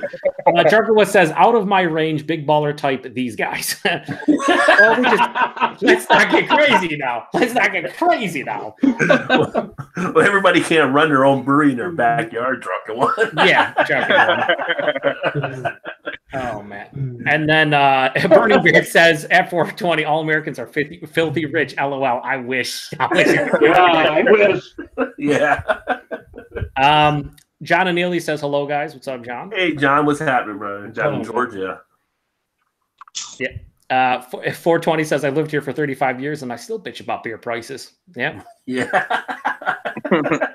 Yeah. Sharkle1 says, "Hey, wait, where's my wrench?" Is he talking about being a mod? Oh, he was VAs with a wrench. I mean, you know. Sharkle, you been drinking tonight? If so, no wrench. If not, totally a wrench. He has a wrench addiction. Every channel he wants a wrench. He's trying to rack them up. Yep. Sexton Brewing, Ashley Sexton says, "Happy New Year, gentlemen." Happy New Year, Cheers, Ashley. Cheers up there in Canada.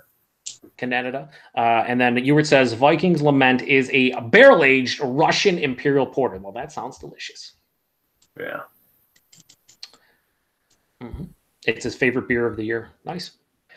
All right, so we'll move on to the next category, which is, and this might be something that everyone out there, because we've been going all crazy and stuff. This is for everybody category. Favorite/best simple beer of the year 2018, and what this means is any beer that is under 6% and just has the core, the core 4 ingredients. Was it 6% or under? Yeah, 6% or under. Okay. And core 4 ingredients. The core 4. And so basically no adjuncts, and that's it. So we're going to start with Eric, who Eric should shine at this category. This is his wheelhouse. Miller Lite, Coors Light, Keystone Light.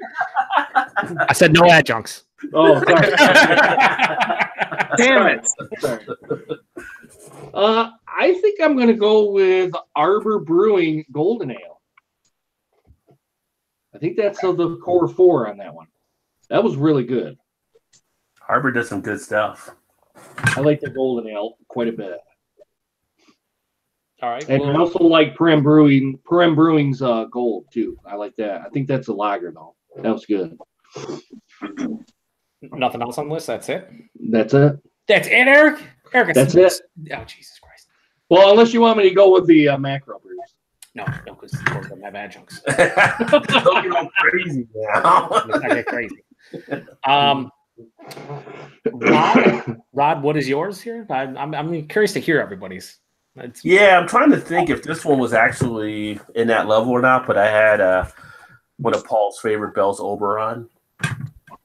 Would that be? Do they have an adjunct in there? Because they're under. Well, fucking technically. For someone that brewed beer, it looked pretty simple to brew it. So I'm like, well, that's a simple beer to me. But I don't know. Do they use coriander? I think they use coriander, yeah.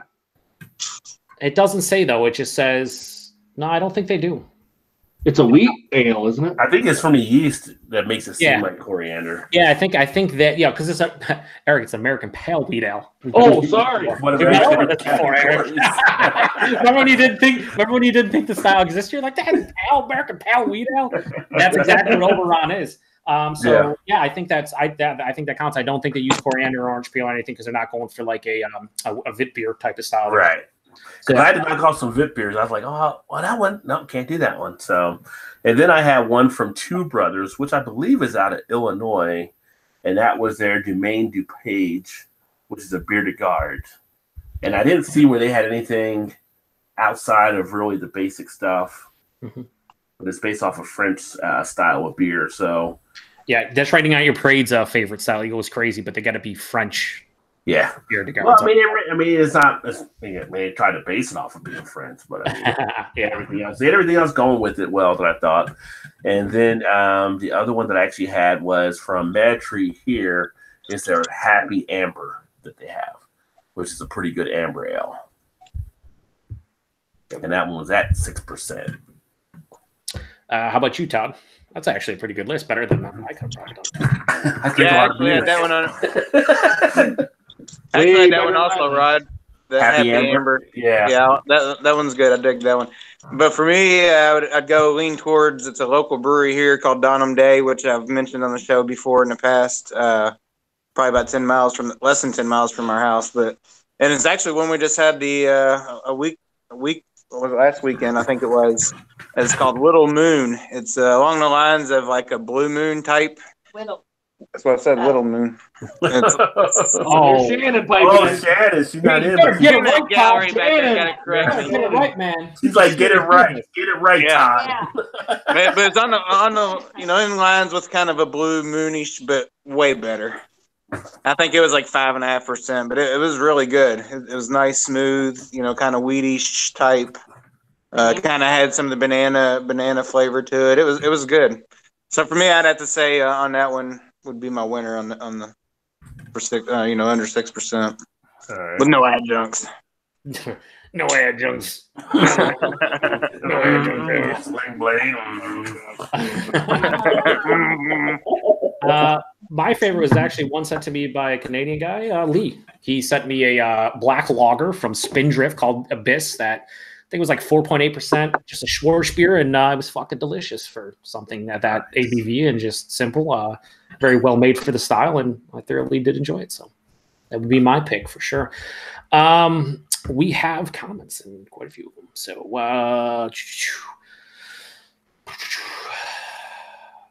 Passion for hunting and fishing says hello, friend. Cheers, Passion. What's going on, my friend? Passion has a good channel over there too. Hey, Passion, did you ever get that gator? By the way, I know you're going to hunt some gator down there. Hunting gator, Jesus. Yeah, he's down in. I want to say I don't think he's in Florida, but he's down in the southern area. But he was going to hunt alligator. If you never had alligator is actually pretty good. I'm just saying. I just like how that just nonchalant. Have you never had alligator? Just get some alligator, man. I wasn't worried about when I first had it, but it was actually really good. Of course, you get the whole common line, tastes like chicken, but yeah. What it actually did was deep fried. Ewart says my pick, Bellwood's Paper Tiger. It was a dry hop pilsner. Yeah, I remember a lot of people liking that. John Neely says Bell's Oberon is a good brew, Roger. It qualifies as straight up wheat beer. Yeah, it's not made with any spices like a lot of the Belgian Vit beers. And then Ewart corrects himself and says, shit. Actually, Live Oak Hefeweizen, which is a brewery in Drunken One's neck of the woods, Live Oak. And their Hefeweizen has been like on, I'm going back to when I got first in craft beer. It always was on Beer Advocate's like top whatever 250 beer list. So right. Not surprised that he said that was a good one. Burning Beard says, I was waiting for Todd to say that slushy beer again, but he surprised me. Sorry, Drunken One. Disappoint, as always. Ewart says, that's my pick. It's a 10. A 10. Little Beast Ria APA for a small beer from Eric Gilbert said it tasted like pot. Tastes like pot. Tasted like pot. So, he's in Canada now. He's a connoisseur. Yeah. And then 420 says, for fuck's sakes, I live an hour from Vegas and my fiber connection is shitting out. I'll hang on for dear beer life, gents.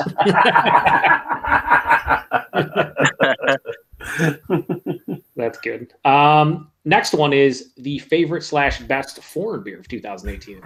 And I'm going to start because I cheated. You cheated? No, I went with Canada. They're foreign. Yeah, I mean, like American North, but yeah, they're my buddies. They're foreign. I mean, if I have to if they can get Founders and CBS in 12-ounce bottles for $8.50, they're fucking foreign. And my favorite beer from them was this little small place. I know you had beers from them, but Barncat Artisan Ales. That's a nice one. Barncat Artisan Ales, they're a really small place, but they canned for the first time this year. And it was one of the first beers I reviewed on my channel. Their Triple Simcoe is a triple IPA, and it was fucking delicious.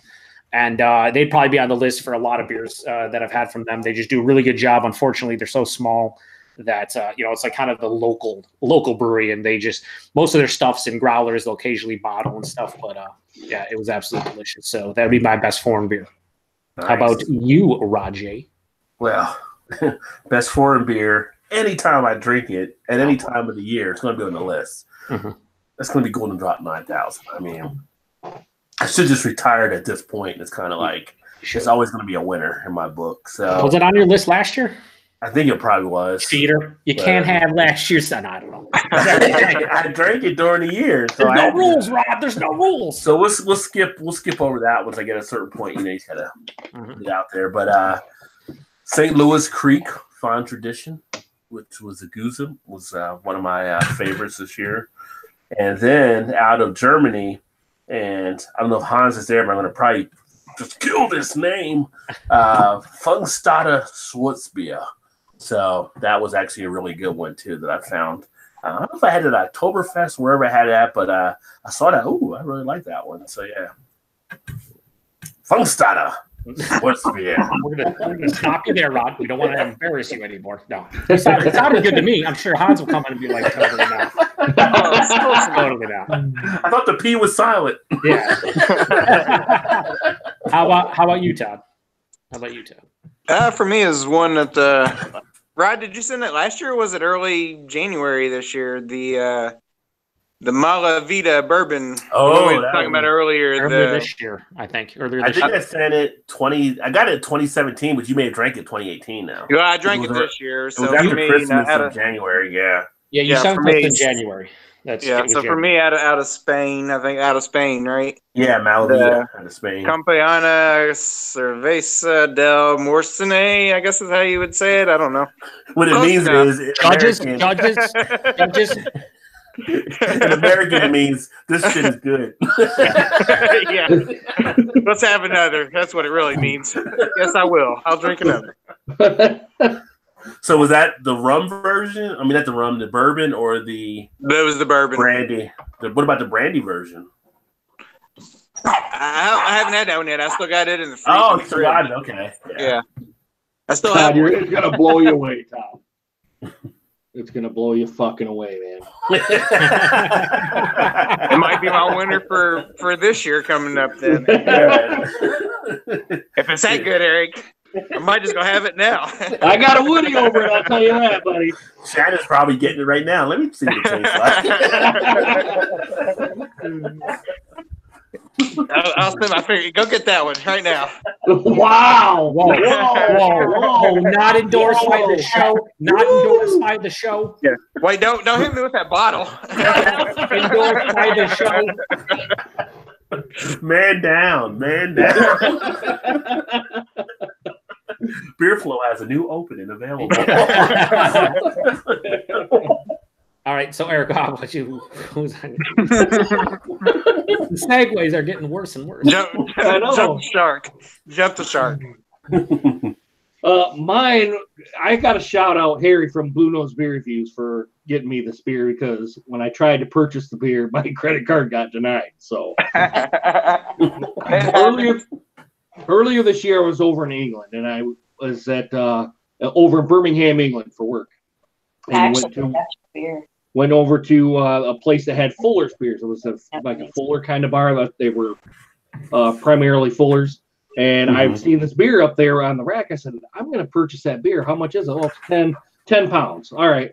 So, and Harry got this for me. It is the Fuller's Brewers Reserve number 5. Ooh. That was an outstanding beer. Outstanding beer. Harry came through nicely for you. Paul's getting super happy in the comments. Just mention the Fuller's. He's all about it. I also want to add one to my list was aforementioned the 8 word out of New Zealand, that Bumai, the Imperial Stout aged in Pinot Noir for 3.5 years. That's probably on the list as well for me because that's delicious. Nice. Go to comments here. We have quite a few comments. You were trying to make me pronounce things that I don't want to pronounce. So we're going to see how this goes. Maybe we'll let Rod try since he did such a good job with the German beer. He says, my best foreign non-North American beer. Would you like to pronounce it, Rod? Because I will try it. Let me take a look here. I got to pull back up.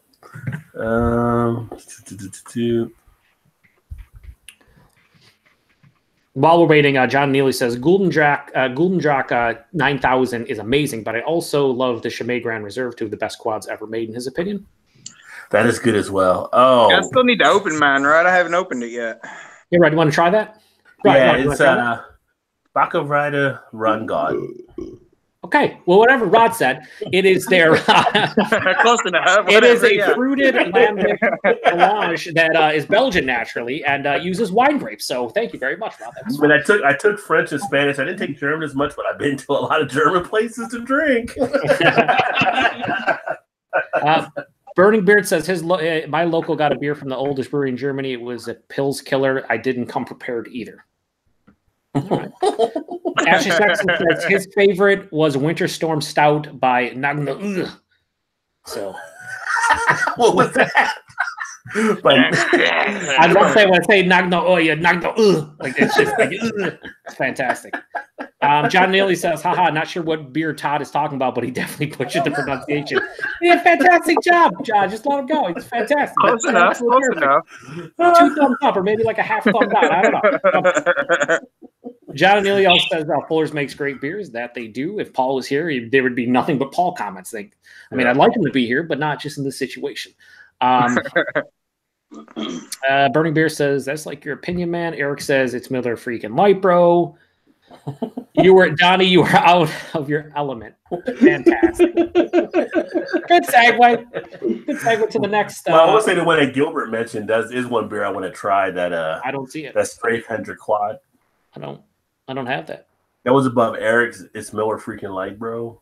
Yeah, I don't. I know above Burning Beer. Like your okay, yeah. I missed that. Sorry. He mentioned that in a Beer Flow show a couple months ago. Ashley Sexton.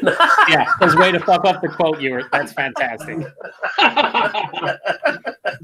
Well, that's what Ewert does. He tries to troll, and he just, the best part about it is when you're, quoting certain movies, Ewert. Yeah, you got to do it better. Big Lebowski. I'll always be endeared to or connected with Ewert because when he came to Cincinnati, I hooked him up with the Brazilian steakhouse to go to, and apparently he got the meat sweats mighty fine that night. Yeah, you got to get the meat sweats when you go to Brazilian steakhouse. That's what you do. You hook him up with that, and then what does he do? He just trolls your comment section. Yeah, but they're all directed toward you, so I'm good to go. And I got to read these comments. You know what? All yours are being ignored now because of Rod. Okay, you can thank Rod for this. You're on the list. You're on the list. Next category. The list is Ewert and no one else. Favorite / best seasonal beer of 2018. We'll start with Eric. Best seasonal beer. I like the Pumpkin quite a bit. This year's Pumpkin. That was really good, and the Warlock too from Southern Tier. Warlock. Sweet. How about you, Todd? For me, got to go with the Celebration Ale from Sierra Nevada. Rasky. Yeah, I mean, don't get in a lot of the seasonals, but for me, I got to take that one. I don't disagree. How about you, Rod? For me, I had a Galaxy High from Mad Tree. You're gonna hear me mention that beer a few times tonight. Yeah. So. We're going to do that. It's canceled for the rest of the night. Which is about to come out now. Which I like it every year. I mean, say what you want about them. Best value for a beer out there. But Lagunitas and their undercover investigation shutdown ale. That'll be coming out here in like February. So I always like enjoying that one, or maybe end of January even. And then Todd stole my thunder, but I had Sierra Nevada Celebration Fresh Hop IPA right there on the list. It's a I pleasure. was going to retract my answer and go with a Galaxy High. I didn't even think about that one. Oh, we're switching them around now, huh? To reiterate what Burning Beard said earlier, you had 12 months to prepare. And you did a terrible job. No, for whatever reason, I was thinking seasonal is like pumpkin, Christmas, whatever. I wasn't thinking just whatever comes out season, at a certain time of year. Yep. Which I think around January is when Galaxy High comes out. So if you guys are there, I'll try to see if I can find you guys some if it comes out. But I still stick with Celebration Ale. So I'm gonna need you to settle down. Also, Celebration Ale is on my list too. Oh my god! Celebration. Right. Celebration. I'm gonna start working on my list for this year right now. Yeah, it's just probably so I'll be ready. Just and I just start adding to the list as the year goes on. My favorite was I did the whole 10 days of pumpkin, which was a bad idea. And but the best beer I had was Voodoo Brewing Companies. They're out of Homestead and PA, but they also have a brew pub in Erie. Was their Caution Contains Real Pumpkin. It was a pumpkin barley wine that was barrel aged and brewed with vanilla beans and cinnamon, and it's fucking absolutely delicious. So I try to get that, but not on your barrel aged list. Because it wasn't as delicious as the other barrel aged beers on the list. It was still delicious, just not that delicious. But it was definitely the best barrel aged pumpkin, or the best pumpkin beer I had of the entire 10 days of pumpkin. But I always put Southern Tier pumpkin every year, and I didn't have Warlock this year, but I really like the coffee pumpkin, the cold pressed coffee. That one's always delicious. I enjoy that one. So yeah, Southern Tier does really good pumpkin beers. Like I can't. Yeah, you'll find people there like they're gross. I mean, I get it. It's pumpkin is like one of those beers that either you really hate or you really enjoy. It doesn't be people too many people in between. Like, oh, it's okay. It's very strong opinions typically. At least I find. Eric, would you put the cuvee up there if you was allowed to put the mixture together? Are you saying the cuvee? Yeah, for the mixing them together. We're back to old English and orange juice. I'll allow it. He said he'll allow it. Is that because much is better half hit you right about that, Eric? I think that's what I heard Much is there. better half hit you, buddy? Like, Yeah, it is. Yeah, I know, because you're trying to talk when you mute yourself, and then you unmute yourself and you don't talk. It's weird. I know it is. We're going to try to finish up this list. Let me get the comments real quick, and then we'll roll. Oh, man. Ewart blames Google's speech for messing up the Big Lebowski quote, but that's on him because that's in a nutshell. And then he said, F you, Rod. Oh. And then he big heart after that. But the Strav barely beats out a flying monkey, says Eric Gilbert. Ewart says, is CBS seasonal? It's not released every year, so no. It just happened to be released back-to-back years. It's usually released towards the back end of the year. But the last 2 years, but they didn't. Before that, they didn't release it in whatever since like 2011 in actual bottles. So you're going to release each year? It could be. We'll see next year. Next year will be confirmation. If they release it 3 years in a row at the end of the year, then we'll say you're right. We'll come back to this chat and say you're right. Just hang on. Hang on, and we'll get it settled. Joe, it's not that big of a deal, okay, buddy? Just fuck you, Ashley Saxon says seasonal excuse sounds like Ewart's kind of beer by Cayman Kettle collab with Brimstone Brewing. So two Southern Ontario breweries. That was his favorite. Then he changes his vote. Ewart and just in all caps says Hop Slam. So Hop Slam is a seasonal technically. Yeah, or rotating. It's released every year. So yes, it's usually released early, like it's in January to February-ish, right? Usually around now, like next couple of weeks. We usually have our beer festival. No, I mean our beer festival in February. They usually have Hop Slam out by then. So yeah, I'm pretty sure it's maybe mid to late January they technically release it. John Neely says the Warlock was amazing. Eric also Southern Tier made a pumpkin barrel aged pumpkin at 32% alcohol, best pumpkin beer I've ever had. I did the. Do you have that the barrel aged pumpkin? I had the rum aged. Yeah, that's what he's talking about, the rum one. Yeah. John, did you have the pumpkin and the Warlock mixed together? That's a good question. I did a head-to-head of this year's pumpkin rum barrel and the 2014. Don't age that beer. Because I did, John, and I was feeling pretty good. You like right now? Yeah. Like right now. Yeah. Eric Gilbert says seasonal beer, High Life 750. Eric Gilbert, might have to revoke your permission to chat here. John and Neil I'd have to put you on time. I do have a High Life 750 for the celebration thing that came out. Yeah, with no, that's for $3, right? It wasn't like $3. Yeah, I would do a video on it. I mean, it's kind of got like it was the first beer I ever drank as a kid, So I like Miller High Life. There's nothing wrong with it.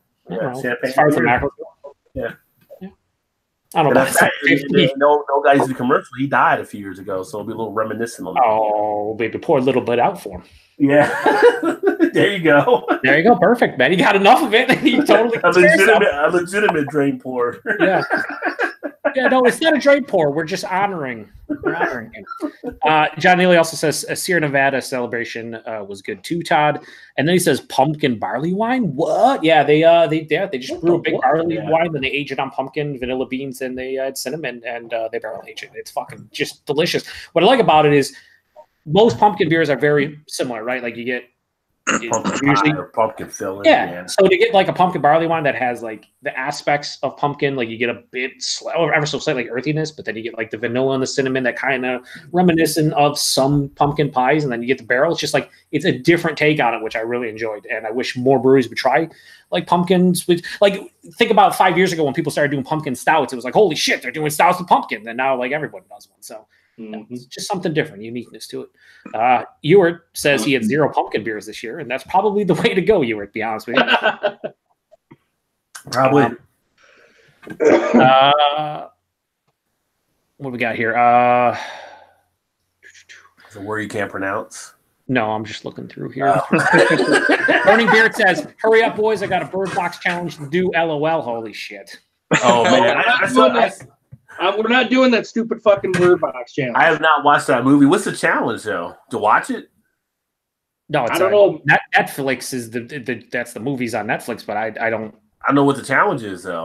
You just blindfold like the. So I don't even want to talk about it. You haven't seen that? Like people are doing that now, and don't run hit by cars and whatever shit's going don't on. run. You know how stupid our society is? It's just that to the end. I've seen the people doing the dancing by the side of the car while the car's rolling down the street. Like, oh, that's a good thing to do. That's a good one too. Yeah. Hey, don't knock that. I did that like 3 times. I stand by my original statement. Yeah, with a blindfold on, so Bird Box can stick it. Yeah, but Shad is in rural Indiana. There's nothing out there but freaking corn and weeds. Now, Rod, you know that's not true. You've been to my part of town before. I see what you're talking about. I did not see Raining Air Parades. 2 affordable double IPAs from Maine Baxter Apothecary, is he trying to say? I think he spelled there. If not, I don't even know what he's trying to say. 7.7, and then Peak Not Organic Anymore. I guess Peak Organic was like, nah, we're not organic anymore.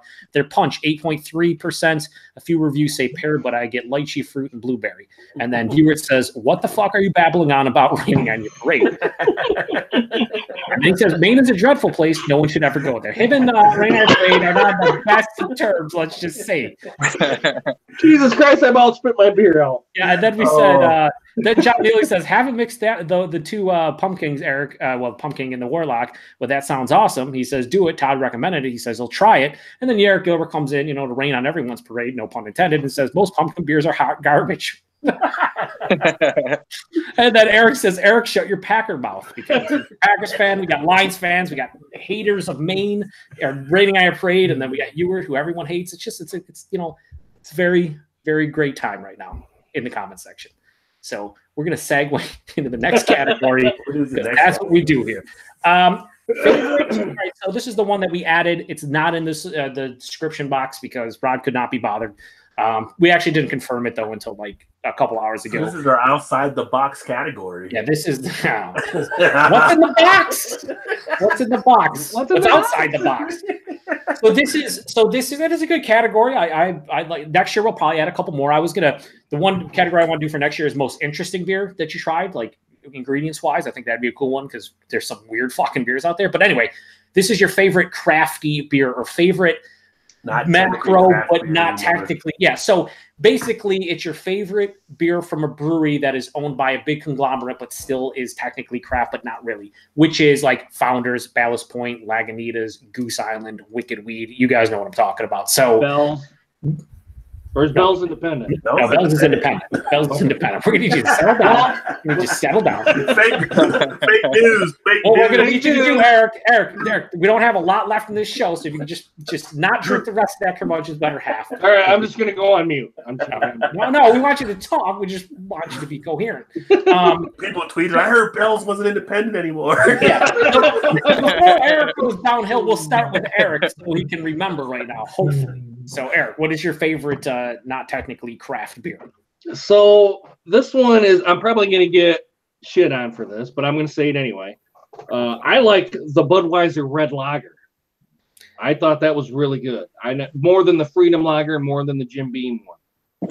The copper, that Budweiser Copper Lager, was that the one?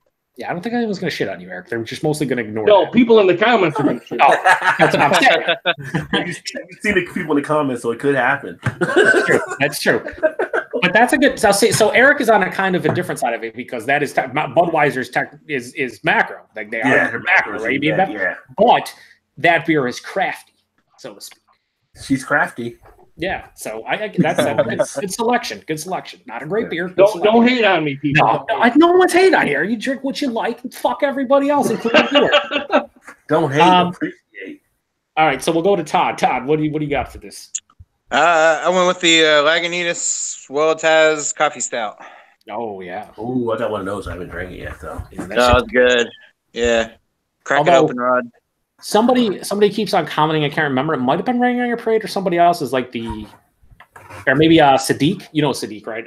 Yeah, Sadiq X. Yeah, Sadiq X. He, I think he said he enjoys the High Westified better than the. But I like the Willetize too, though. I like both of them actually. I think they're delicious for the price point, for the availability and stuff. You can't really beat it. And then also I would put up there, but it was already on my list, so I chose not to say it. Was the barrel aged milk and cookies from Wicked Weed. Oh, there you go. Yeah, the milk qualifies. Yeah. You say it like Bernie Mac, milk and cookies. Then I tell you to go back upstairs. Oh, that's a great King's Company skit. If you ever yeah, that's a good. Yeah, that's a good one. So get the milk and cookies. I miss that dude, man. He was great. Yeah, he was awesome. Fantastic, man. There's so many movies he's in that you kind of forget about too, like going back to like the early '90s, just like so many over the course. Like I forget that he's in the Tupac movie where he's the with Mickey Rourke. What the hell was the name of it? With Mickey Rourke. What is it? Wasn't a wrestler because I didn't see Tupac. No. This is long. Was it Bullet? Yeah, Bullet '96. There's Mickey Rourke's in there. Bernie Mac's in there as well. He just randomly pops in. I'm like, Bernie Mac's in this movie. What the fuck? I just watched him in Bad Santa a couple weeks ago. Yep. So yeah. He was in so many just random movies. It was fantastic. Anyway, Rod, your list. Okay. My list. What category are we doing again? Oh yeah, not your category. The one that you selected. The one that you were like, let's do it. Get with the program, Rod. Come on. Mine is a clean sweep, so to speak. Oh shit. Cause it's all Lagunitas. A little something now. Undercover investigation shutdown ale. The Waldo's Special Ale. Oh yeah, that's a good one. Oh. And close it out with Hop Stupid. You can't go wrong with those four. Can't go wrong with anything from Lagunitas. Yeah, no, really can't. Yeah. If you're going to go to, owned by Heineken Europe or whatever, but 100% now, like so the soda. 100%, yeah. Hands down, best brewery for the money. That works up there at the brewery. Oh, by far, Todd, by far. Yep. Yeah, if you ever get a chance to go to Chicago, definitely recommend doing a tour and going to the brewery. Do we tell them that Rod sent it so we get Rod J deals? Actually, if you let me know, I will get with my guy there. Let them know. And that'll happen. Yeah, it'll be a great time. It's a great time too.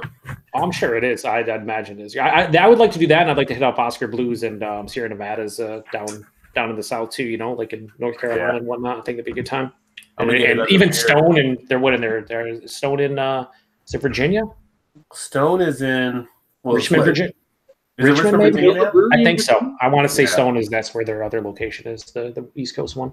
Well, I'm gonna grab another beer real quick while Joe, you handle it. So I'm glad because I'm going to give props to a brewery I don't want to give props to right now. Well, you're the director and the producer. And all right, let me just say, I have to give it to him because I gave this beer a very high rating and I loved it, and it was a bucket list beer. But Founders Curmudgeon's Better Half, which Eric is drinking, was, and they are technically not crafty. They're owned by 30%.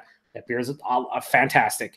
I love that. And the other one for me would be Ballast Point's High West Victory at Sea, which Todd mentioned earlier. I did that one blind, and when I cracked open, I was like, "Holy shit! Yeah, this beer's fantastic." And Ballast Point's obviously owned by Constellation, I believe. So, what's up? I'm surprised nobody mentioned that one as one of their favorite barrel aged. That they did. That they did. No, that nobody mentioned that one. Yeah. Well, I saved it for this because I had other barrel aged. I figured it would fit perfectly into the craft, and both those beers, Curmudgeon's Better Half and High West Victory at Sea, are both delicious beers. What did you think of the variants? Have you had the peanut butter? I had the peppermint one, and I thought that was pretty good actually. The peppermint Victory at Sea, and I don't even really care for minty stuff. I think it was well integrated. I haven't had the peanut butter one yet, or the coconut, which I should at some point. But what are you gonna do? You know what I mean? There's so many beers. Yeah, true. Peanut butter one's pretty good. Yeah, peanut butter beers let me down all the time, so I'm always hesitant to buy. Yeah, but it's not over. It's not. You're not going into it thinking it's going to be more peanut butter than just kind of hints of it in the background. It's actually pretty good though. I would like to try the 450 North peanut butter beer, like you would like to try it as well. I might be getting my hands on one. Who knows? I'd like to hear about it. I don't know if I will. My hookup kind of struck out all around for that release. I think being that it was during the week after Christmas, everybody was off work and everybody and their brother was there for the release. So yeah, that makes sense. That makes sense. We'll read some comments here while Rod does whatever Rod does. We have let's see here. We have John Neely says, haha, I was very impressed with the pumpkin beers I had this year. But which ones did you have, John? Eric Gilbert says, can't too much of a Packers fan in regards to shutting his mouth. That's true. He does talk a lot.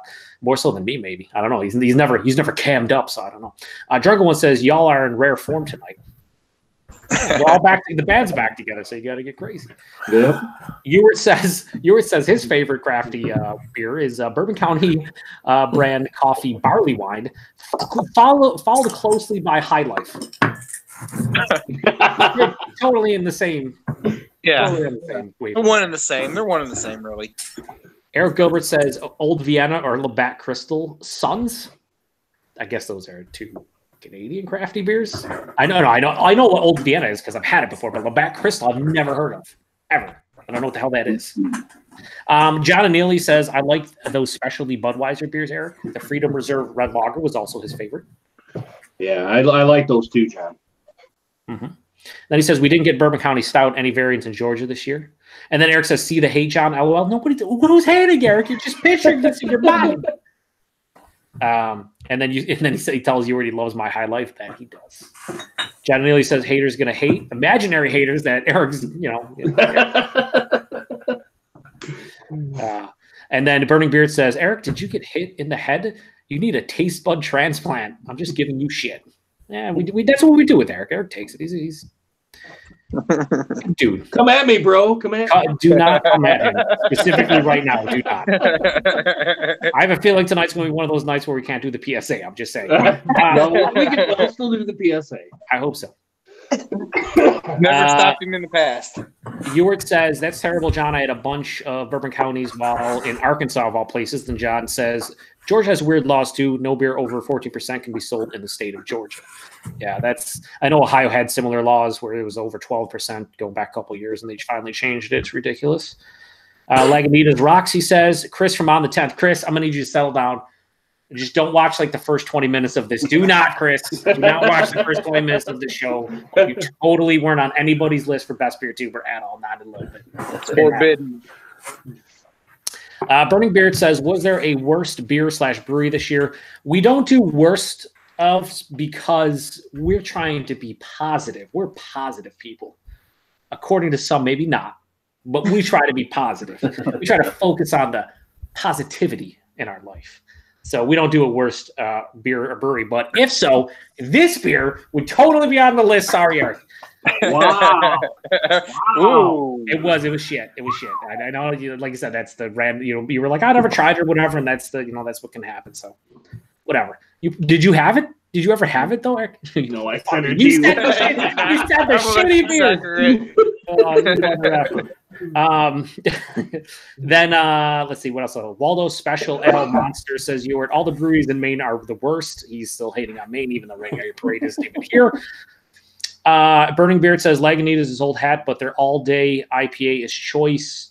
That's Founders, but they did have, what was the name of Lagunitas? Didn't they have a Lagunitas IPA? Daytime, right? Daytime, yeah. Yeah, Daytime. That's what it was. Okay. Oh, it's Daytime. Burning Beard says, wasn't the number one pickup line in Maine nice tooth? I knew teeth were going to be involved when I saw the question. Also, if we have any other Maine viewers outside of Rainier Parade, I apologize profusely for whatever's happening right now.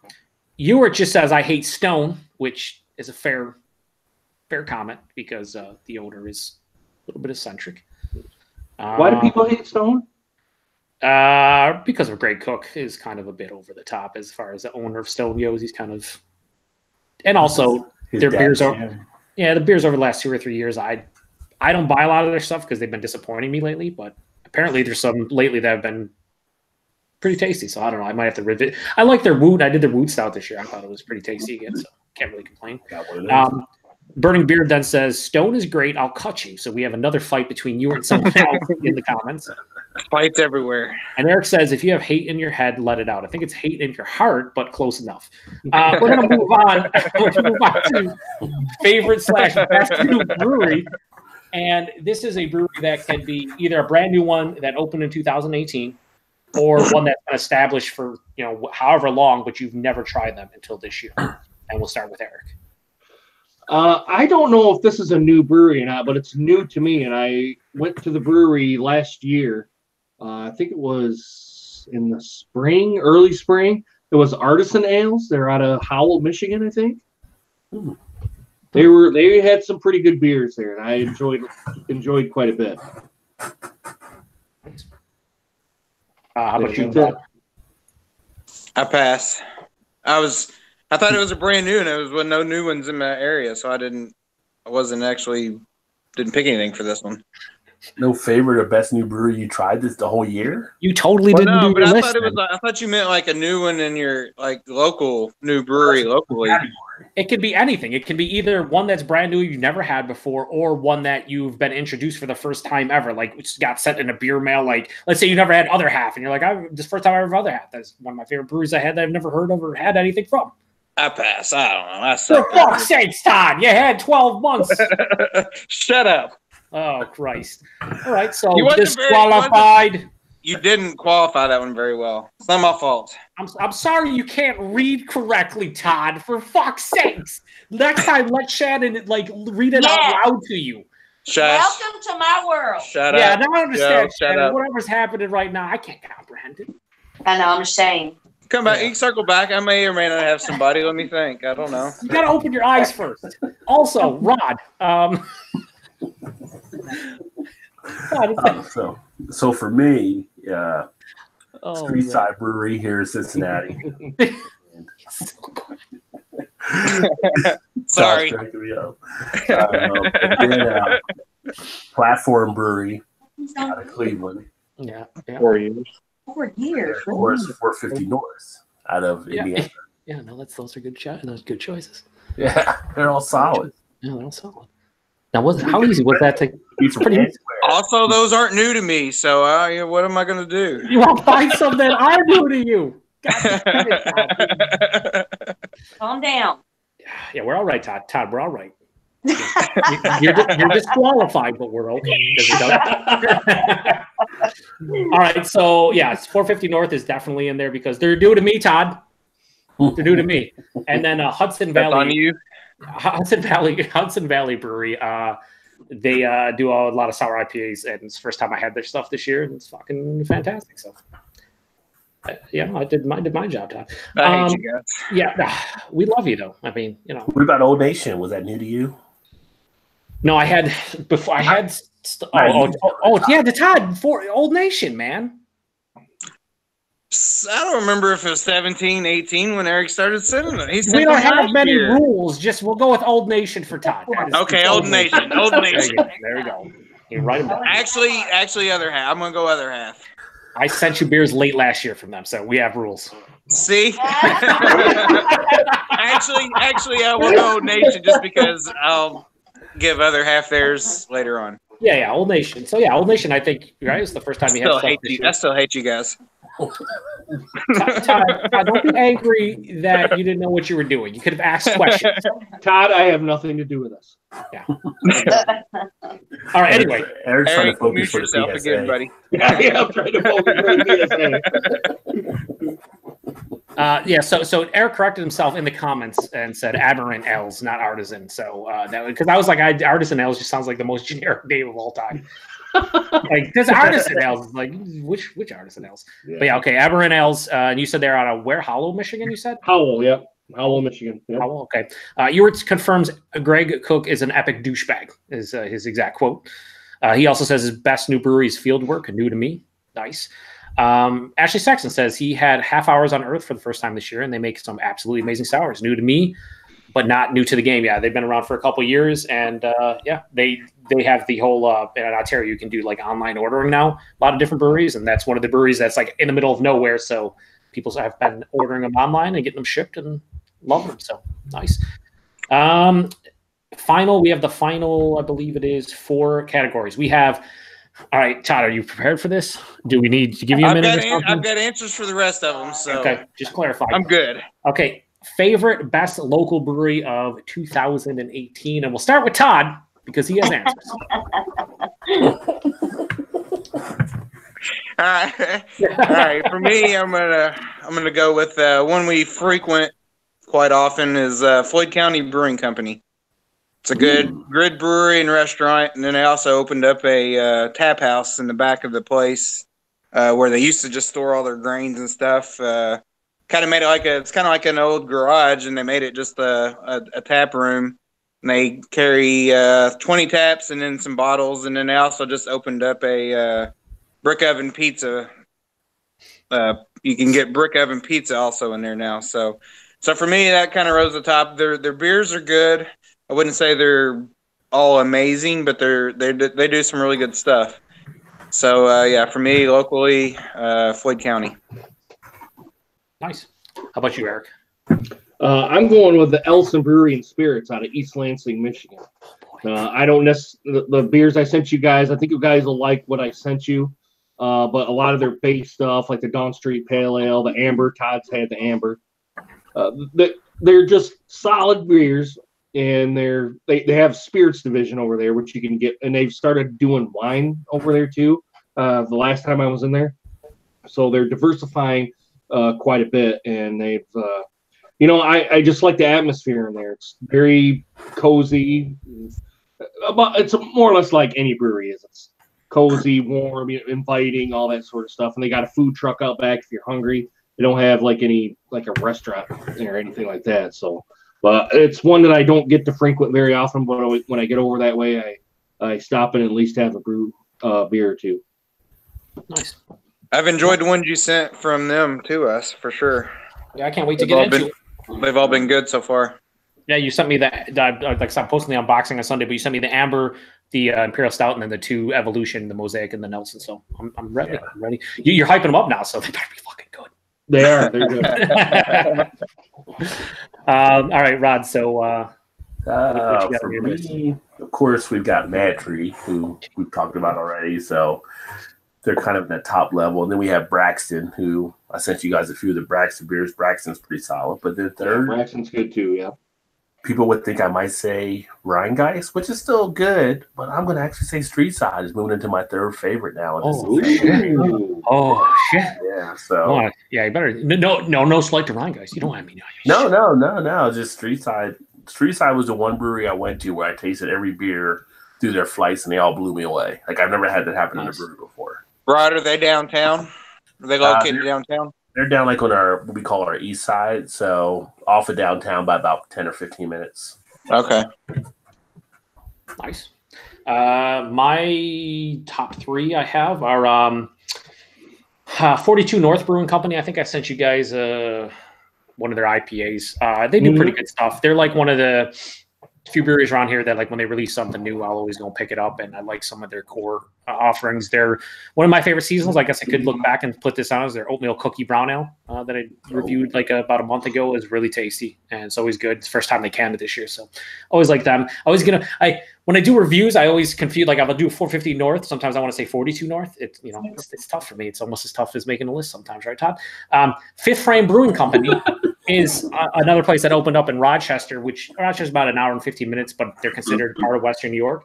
They do local coffee roasting, but they also do brew beer as well. And but I've been there like 3 times now. Pretty solid place. And then my favorite, they've been getting a lot of hype, like basically when it comes to like crazy top, like your Treehouse and Trilliums and everyone that goes high, right, is Mortalis Brewing out of Avon, New York, just to the south of Rochester. And yeah, they make fucking phenomenal beer.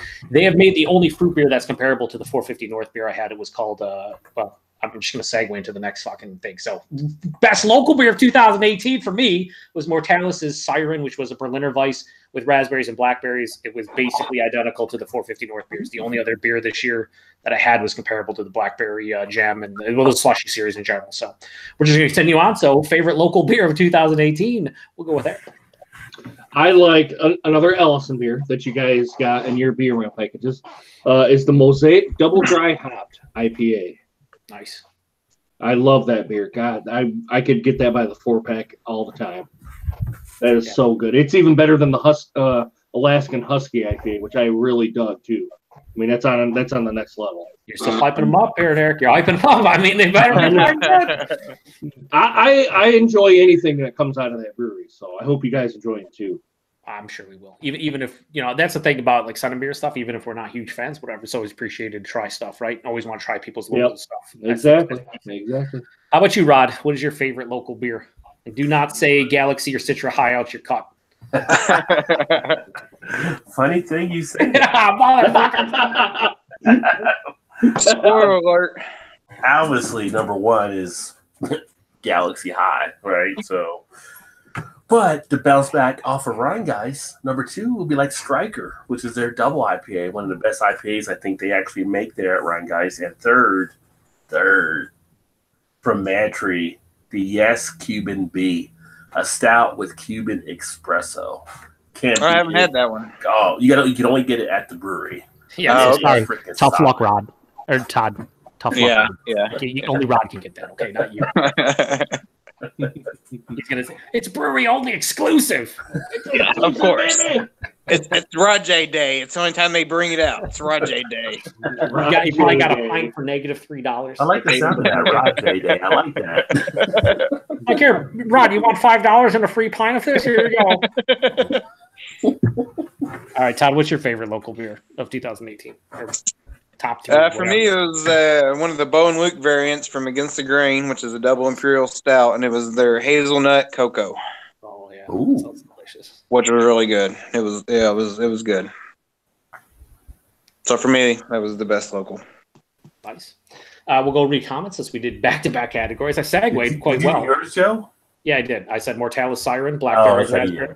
Yeah, it was fantastic. It was the only other beer, like I said, that had like the pulp from the fruit. Like when you drink the blackberry jam, there's like pulp residue on the glass. You're like, what the fuck? Yeah, that's the exact same experience I had. Got a lot of comments. Holy balls. Let's see what we got here. We have Eric Gilbert says Blood Brothers Brewing, new brewery, close enough. Okay. And then Ashley Sexton says Eric Gilbert votes for Flying Monkeys. And then Eric Gilbert says Flying Monkeys is too old. And they're going back and forth. And I'm going to ignore them.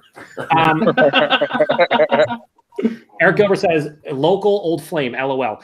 Ewer says, favorite local Kunin, which some people will pronounce as Karumahand. Dripacan, so they're double rice IPA. I've had that beer plenty of times before, courtesy of Ewert and hanging out, and he loved it. He said, or Craft Heads, or Schramms. Schramms is a meadery, so it doesn't really count, Ewert, but it is delicious mead nonetheless, which Eric needs to go to Schramms at some point and get some mead because it's fantastic. I am. I'm going to get the number 1 rated mead. I can get that.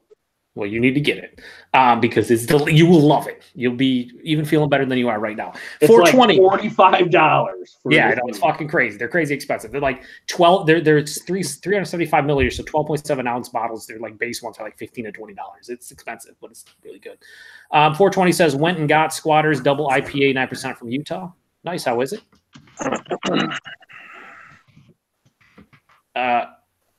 Ewert says local beer drip a can, son. You already said that. 420 says Arizona walking distance, Utah 30 minutes, Vegas 1 hour. So he's telling us exactly where he lives. No. Eric Gilbert says Little Beast run Santa run. Yeah, and then Ewert says I love Rheingeist. Huge. Yeah, he actually did get over to Rheingeist when he came into town, I think, after he got the Brazilian meat. Yep. Burning Beard says not bragging, but I've got 7 breweries within 10 miles of my house. Too many to pick a favorite. Sounds like you're bragging, Burning Beard. Sounds like you're bragging, but that's impressive. Ewert says Louisville is a great beer city, but I'm not big on against the grain. Oh my God, Todd, you want to fight Ewert in the comments? More ammunition. Shots fired. No, let it go. I think against the grain. Oh, come on, Todd. I guess the grain kind of overprices themselves. Yeah, they're like they are overpriced. I would agree with that. Yeah, I agree too. Especially when they ship them out to other states. Yeah. Beaver Security Camps, a 60-minute IPA is pretty good. It is. Anyone tried the 75? I had it years ago, but I know they released in 12-ounce bottles this year. I have not. No. The 75 for Dogfish? Yeah, where they mix the 60 and the 90 with the maple syrup. Yeah, I've seen it, but I didn't get it. Yeah, I had it when it was in the big bottle, not the 12-ounce that they released this year. It was all right. It's all right. It's all right. All right, so we have the last 2 categories. Save the most for last. We're going to go with, should we do favorite beer or favorite brewery first? Favorite beer, probably. Beer. All right, we'll do beer. Favorite / best beer of 2018. And we'll go with Rod. Oh, well, compliments of Joe. Oh, shit, what? Which I can actually get these now, but the double toasted marshmallow. Oh, yeah. Still think about that baby. That baby was good. And then from Decadent L's. Yeah. Yeah. Courtesy of Todd, blackberry jam slushy. Is it a beer? Is it not a beer? I know, it's overrated now. It's overrated now. The shit was good. That's all I'm going to say. Who cares? Just drink it. And then my third one was the Waldo Special Ale. I thought they did a really good job on that for the 2018 edition. Those are, you got the top 3 there? That's the 3 I had in Untapped at the time so far. Well, they're all delicious beers. I mean, they're all good. Give Rod a pass, but dog me. It's okay. He has 3. You had 0. There's a difference, Todd. Speaking of which, let's segue to you, Todd. How many you got for top beer? That was on the list. I didn't know. Oh, I forgot. I couldn't see it. I thought it's the top best beer of 2012. I do a 1 and 1A for this one.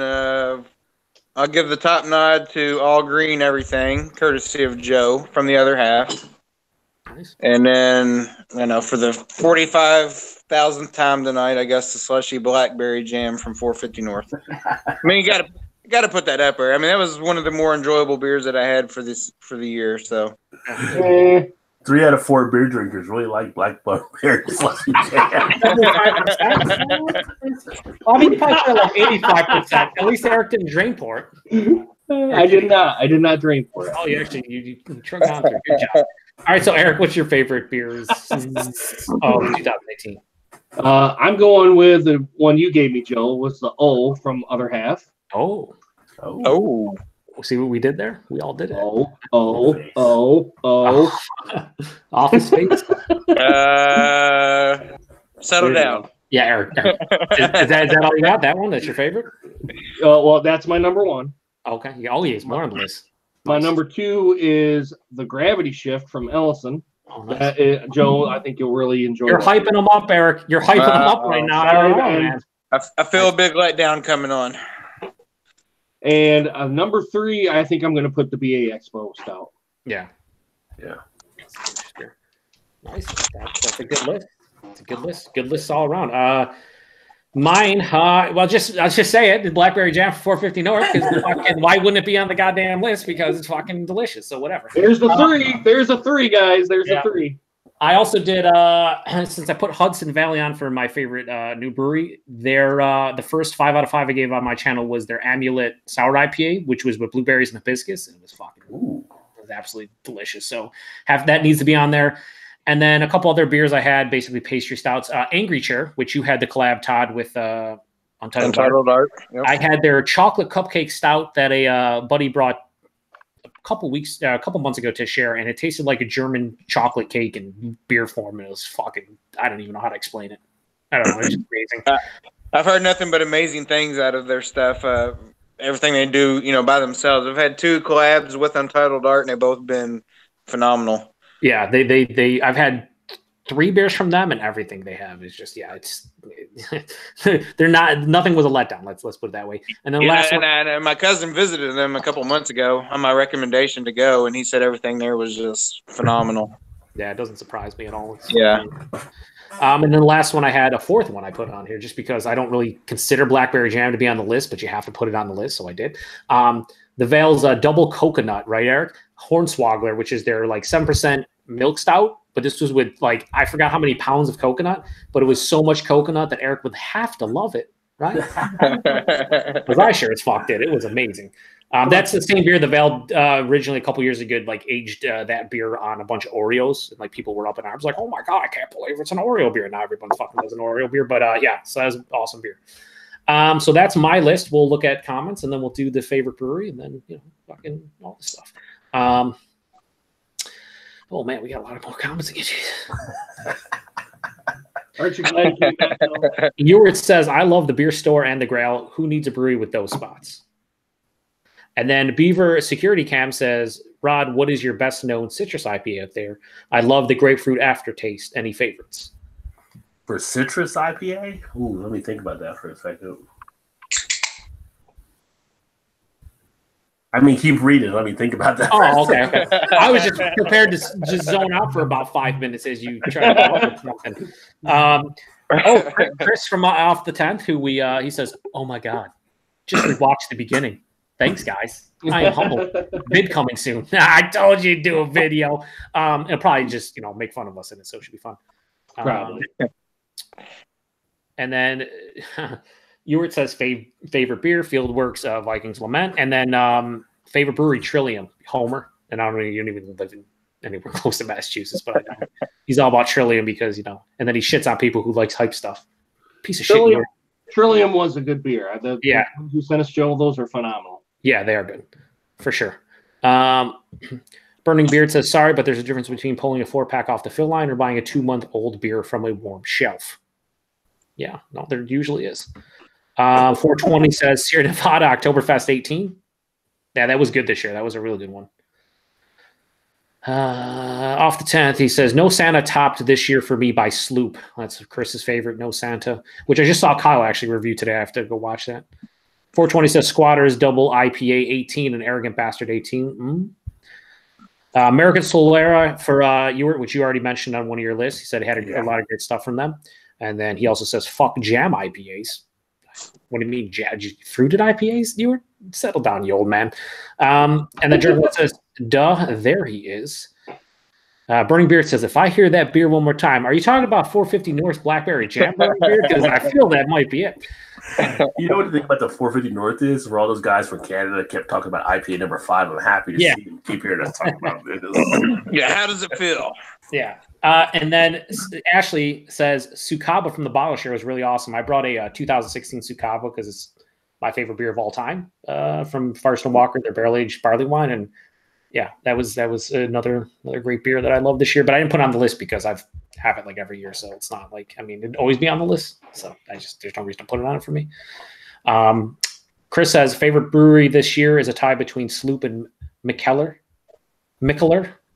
depending on who you talk to. Mikkeller. I like to say Mikkeller. I hear a lot of Mikkeller. I don't know. There's still people that can't say Uintal either. Uinta. 420 says, "Damn it, this Squatters is delicious. How the hell does it come from Utah?" They legalized weed too, so maybe the church is chilling out a bit. They could be. They totally could be. Chris says the bottle share that we did was awesome. Eric Gilbert says collective arts. He just wants to mention the IPA number 5 again. Beaver Securities Cam says, has anyone tried the Sam Adams Rebel Grapefruit IPA? Yeah, I did many years ago. It was all right. Yeah. It wasn't too bad.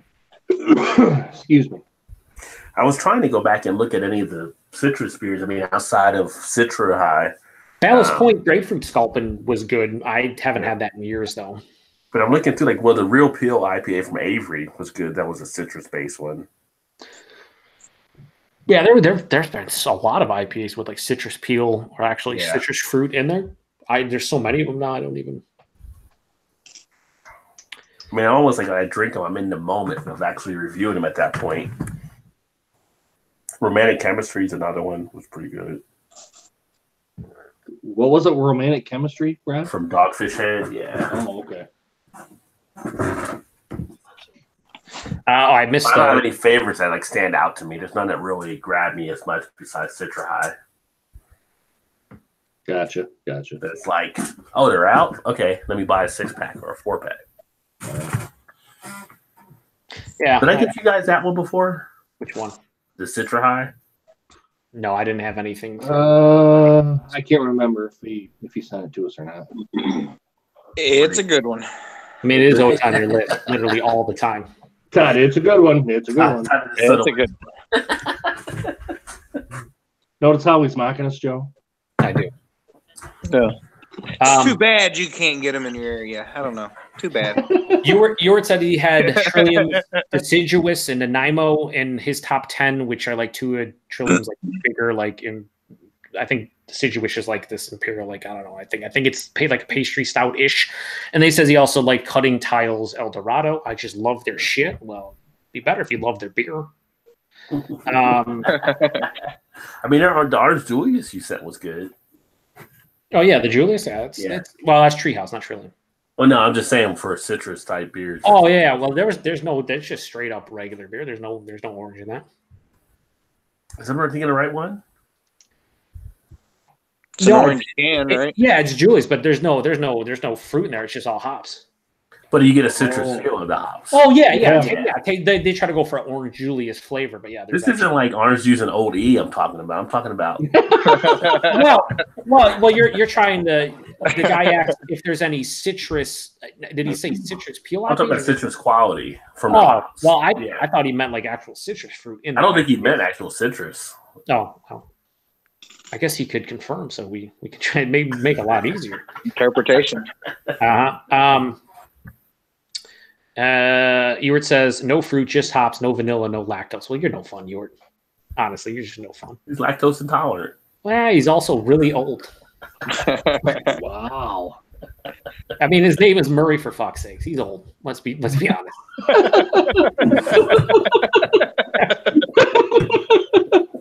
That's where he got the name. We call him Technical Murray because he acts like such an old person. His name's Murray. That's what it is. Oh, jeez, Joe. Come on, man. I love you, and I love you, just not right now. He's rocking the penny loafers. Beaver Security Sam says, haha, no doubt, been craving the citrus because all my friends are like, what the fuck are you serving me? Laughing my ass off. And they says grapefruit IPA specifically is what I think he's looking for.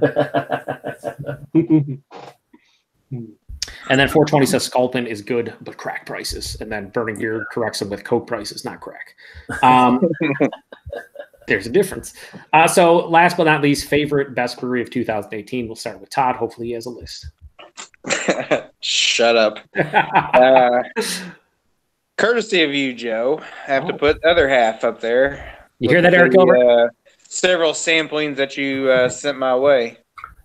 All of them were great, and I would take anything that you would want to send my way that you can get your hands on. Yeah, well, luckily the new brewery has opened it up, and I'll probably be going there once a month, every 6 weeks, and picking stuff up. So yeah, you guys are winners. I mean, I am too, but you're going to be a byproduct of me winning.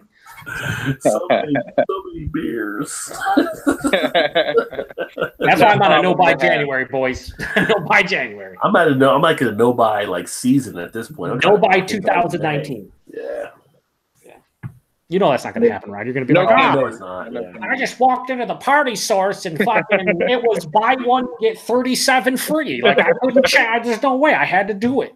and they gave me a $25 gift card just because. Yeah, jail gave me a free growler of every single thing they had on tap, and I didn't have to pay anything. Oh my god, I have so much beer, guys. Haters gonna hate. Haters gonna hate.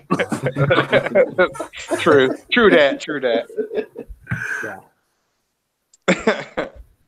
All right, so we'll move on. So Todd, is that it? Other half? You don't have anyone else? No, that's it. Okay. Eric, you're next. Favorite brewery? Ellison? Yes, Ellison is one of them. Yeah. But I got to shout out to other half too for Todd. And I was out there Thanksgiving of 2017 out in New York, and I did not get the chance to go to Brooklyn and go to the brewery. That's on me. Yeah, that'd have been nice. That'd have been nice. And what? What, guys? What are you laughing about? I just loved how you beat me to the punch. It was good times. And the words are great. Come on, guys. Come on, guys. Put a date on the bottle, guys. All right, I'm sorry. Shout out to Old Nation. Shout out to Braxton, Ryan Geist, Trillium, all those guys. It's you guys make outstanding beers, and I'm sure I'm missing other folks. 450 North is one that's outstanding as well. You guys make great beers, and if I get the opportunity to have your guys' stuff, I will definitely do that. How about you? You know, I'm being a little bit of a kind of a nerd doing that, so but No, it's nice. Except for Blackberry Jam, gross beer. yeah, Blackberry Jam is no. Disgusting. I did not say that. I did not say that. Joe said that. No, As Sir Charles would say, terrible. that's terrible. Bunch of knuckleheads over that brewery. Knuckleheads. I'll swing it over to Rod. Go ahead, Rod. Terrible beer. Is it beer? You know why? You know, I'm gonna tell you. You know why? So, favorite best brewery of 2018, courtesy of Todd, of course. Come on, 450 North. You got to put them on the list. So it's 450 North, and then courtesy of Eric, Old Nation.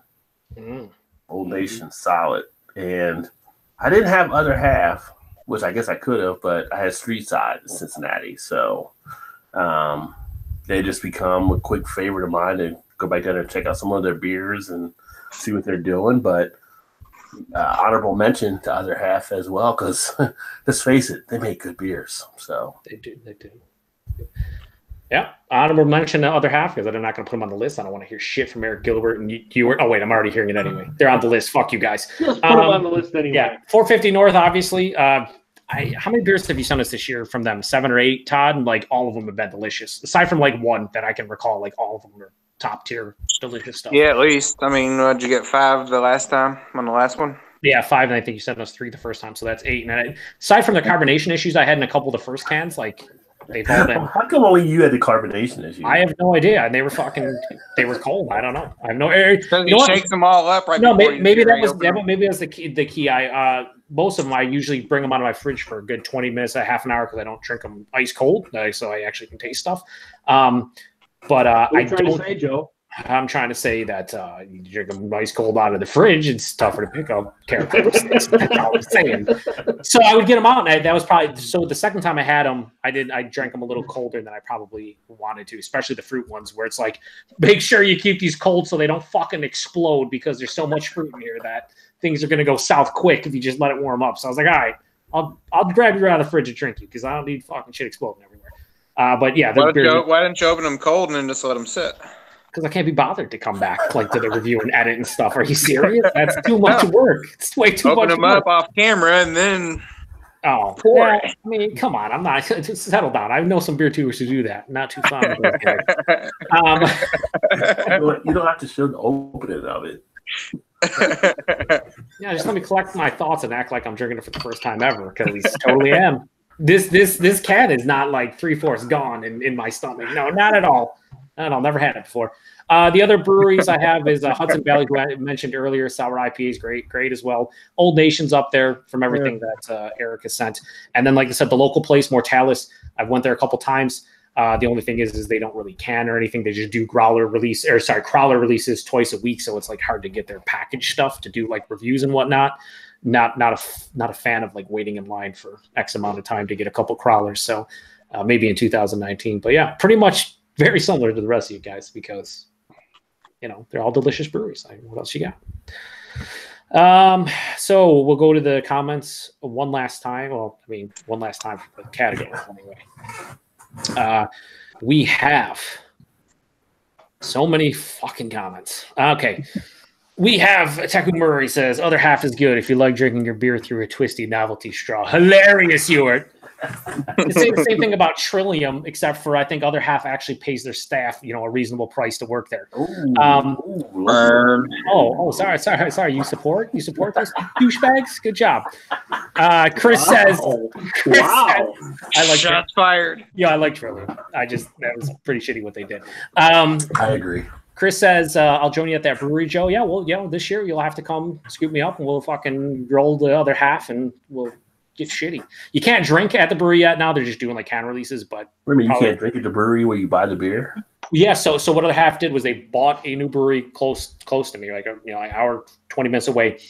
What they've been doing, because the brewery is not functional yet for what they're trying to do, they just bring stuff from their Brooklyn brewery, and they've been every Friday doing beer releases of beers from the Brooklyn brewery until they can actually start brewing at this brewery, which is not going to be until like March, April-ish. So like every week they have a release from stuff they bring from the Brooklyn brewery and fucking sells out in like 2 or 3 hours because people like it. It's a new concept. We have a brewery, but you can't actually drink beer here. No, you can't. There's no bathrooms. It's basically they have the brewery open in the back. They have all the cases just hanging out. They have two lines, one to go in, one to come out, and that's it. And like you're gone. So it's almost like going to like a retail shop, but at a brewery. That's it for now. We also have Beaver Security Camp says 21st Amendment Brewery, Blood Orange Brew Free or Die IPA. Haven't had the Blood Orange one. I've had the regular. I haven't had the Blood Orange either. No. Mm-hmm. Eric Gilbert says other half as well. It's all I see in here. That's because you watch my reviews, which I highly recommend not to do at all. Certainly not the other half beers because I drink a lot of them. Raining Air Parade says, I thought Sierra Nevada had a good year finally entering the modern IPA with Hot Bullet and something hazy and a killer batch of Celebration. I did think Hot Bullet. Yeah. I did not have that or the hazy. I don't know. I just never got into hazy. Was the least of the bigger craft breweries, I thought. Well, we all talked about that before, but Hot Bullet, I thought they did a better job on. Yeah. What else we got? 420 says Sierra Nevada. He's very excited. Ewart says, what year is this? Referencing people talking about Sierra Nevada and whatnot. Ewart. I'm not going to say it. Never mind. 420 says, he says, at Tech Brewery, President Truman's going to go nuts. Yeah. Ewart says, shout out to Bearded Iris for making killer beers. That's another hype train brewery that Ewart likes, that he likes to shit on people for liking, but he likes it because he's a piece of shit too. But yeah, no, they apparently make good beer. I haven't had it. They make some good beer. I've had some of their beers too. Yeah, you and Todd, you've had some Bearded Iris. Bearded Iris? Oh, yeah. Todd turned me on to them. Yeah. Yeah. Tekamura says Joe's been listening to Dar RE Trillium. Didn't Dar take the other opposite? I thought he liked, or he was in favor of it, I thought. Wasn't he in favor, or he didn't see a big problem with Trillium? That's what I remember anyway. He might have like 7 different parts though, so I don't know. You have no issue with not paying employees a proper Well, I think his first video didn't come off well, and then he did a second one and maybe a third one. I don't know. I watched the first one and I was done with it. Burning Beard, keep telling yourself an hour and 20 minutes is close. It's close in the realm that you just get on the throughway and you're done. Like you're on the highway pretty much the entire time. So it's an easy drive. It's not like you're going down all fucking kind of crazy back roads and shit. It's a pretty easy drive. Thing is that it isn't that close, but to make it like once a month or something to do a trip whenever they do a good release, I don't think it's that bad. 2.5 hour round trip, give or take. I go to Rochester usually once a month anyway, and they're like 20 minutes to the south of Rochester. So yeah. Anyway, Burning Bear says, hey, what's the channel name of the dude talking? Yeah, it's the Beer Patrol. Eric put it down there. Wow, thank you, Eric, very much. Highly recommend you not sub to my channel. It's very terrible. It's really bad. I don't know what I'm talking about anyway. So yeah, that's all we have for comments. So cool that everyone chimed in. Earth sent me a text. I feel so bad because I remember last time I was like, oh, if somebody wants it, I'll send it. Earth's like, send me an email with the list. And I've been so busy, I totally forgot to send the list. So he texted me like an hour ago, and I'm like, oh shit. I'm like, the list is in the description. He'll get over it. I did. So you're one of those guys ignoring the Earth right now. I love Earth. Yeah. Earth's a great thing. I let it download this time. It's my bad. Where was Earth at though? Earth wasn't in the comments, right? No, he sent me a text like on my phone. He was like, "Hey, what are the categories again?" I'm like, "Oh shit!" Like we're in the middle of it right now, and I totally forgot. So that's on me, Earth. Well, as the world turns, as the Earth turns, yeah. And then Beaver Securities Cam says, "Great channel, by the way." Florida Hillbilly, Florida, not Florida. Florida, like the rapper. Says Hillbilly sent me here to learn about something other than citrus IPA. He says, "I will get schooled. I enjoyed this. Thank you."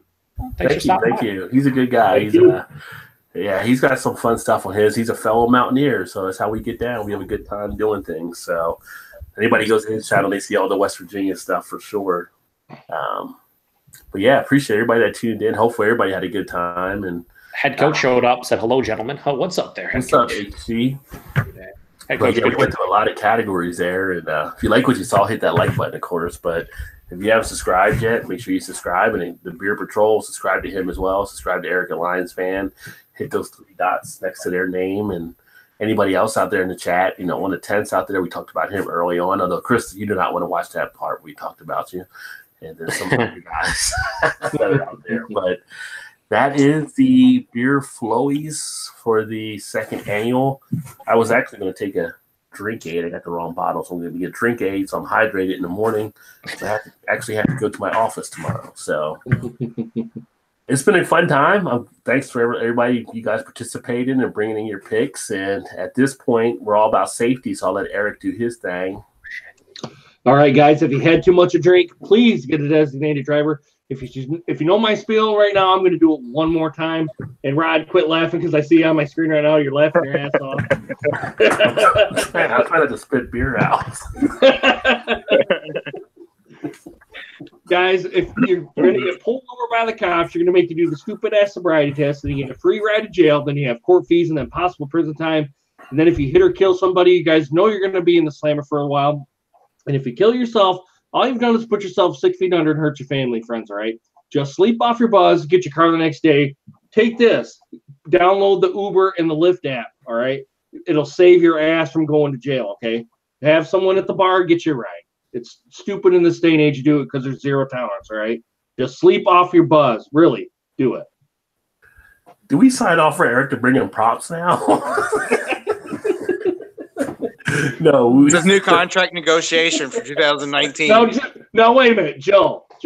Joe's just cracking up. I see you over there. Yeah, you grab the phone, you're just like, take this.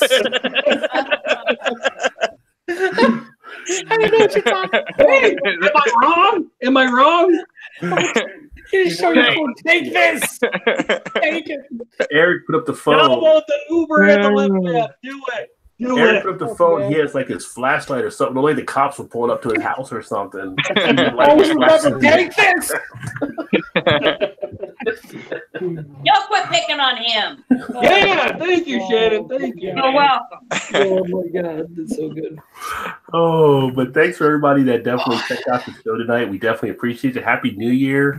And then every Thursday night we try to get this done. So 9:15 Eastern usually. I don't know, Joe, maybe back next week. I don't know what his schedule is like. I mean, the guy's like a hitman in the middle of the night, so we don't know where he's at. I'm the transporter. I thought we confirmed this. Yeah, but I like the hitman better. So he's like Tom Cruise in Collateral. He's like, I got to go run a couple errands. And next thing you know, you get the paper and 2 people are dead. So. All right, that's enough talking about it. Shut your mouth. But thanks for everybody that tuned in. If there's things you want to see on the channel, always feel free to leave a comment or comment on some of the videos. And hopefully you'll join us next week as we do another episode. And that being said, we will catch you next time. Keep drinking those good craft beers. Remember, there's always time. Get your beer on. Cheers.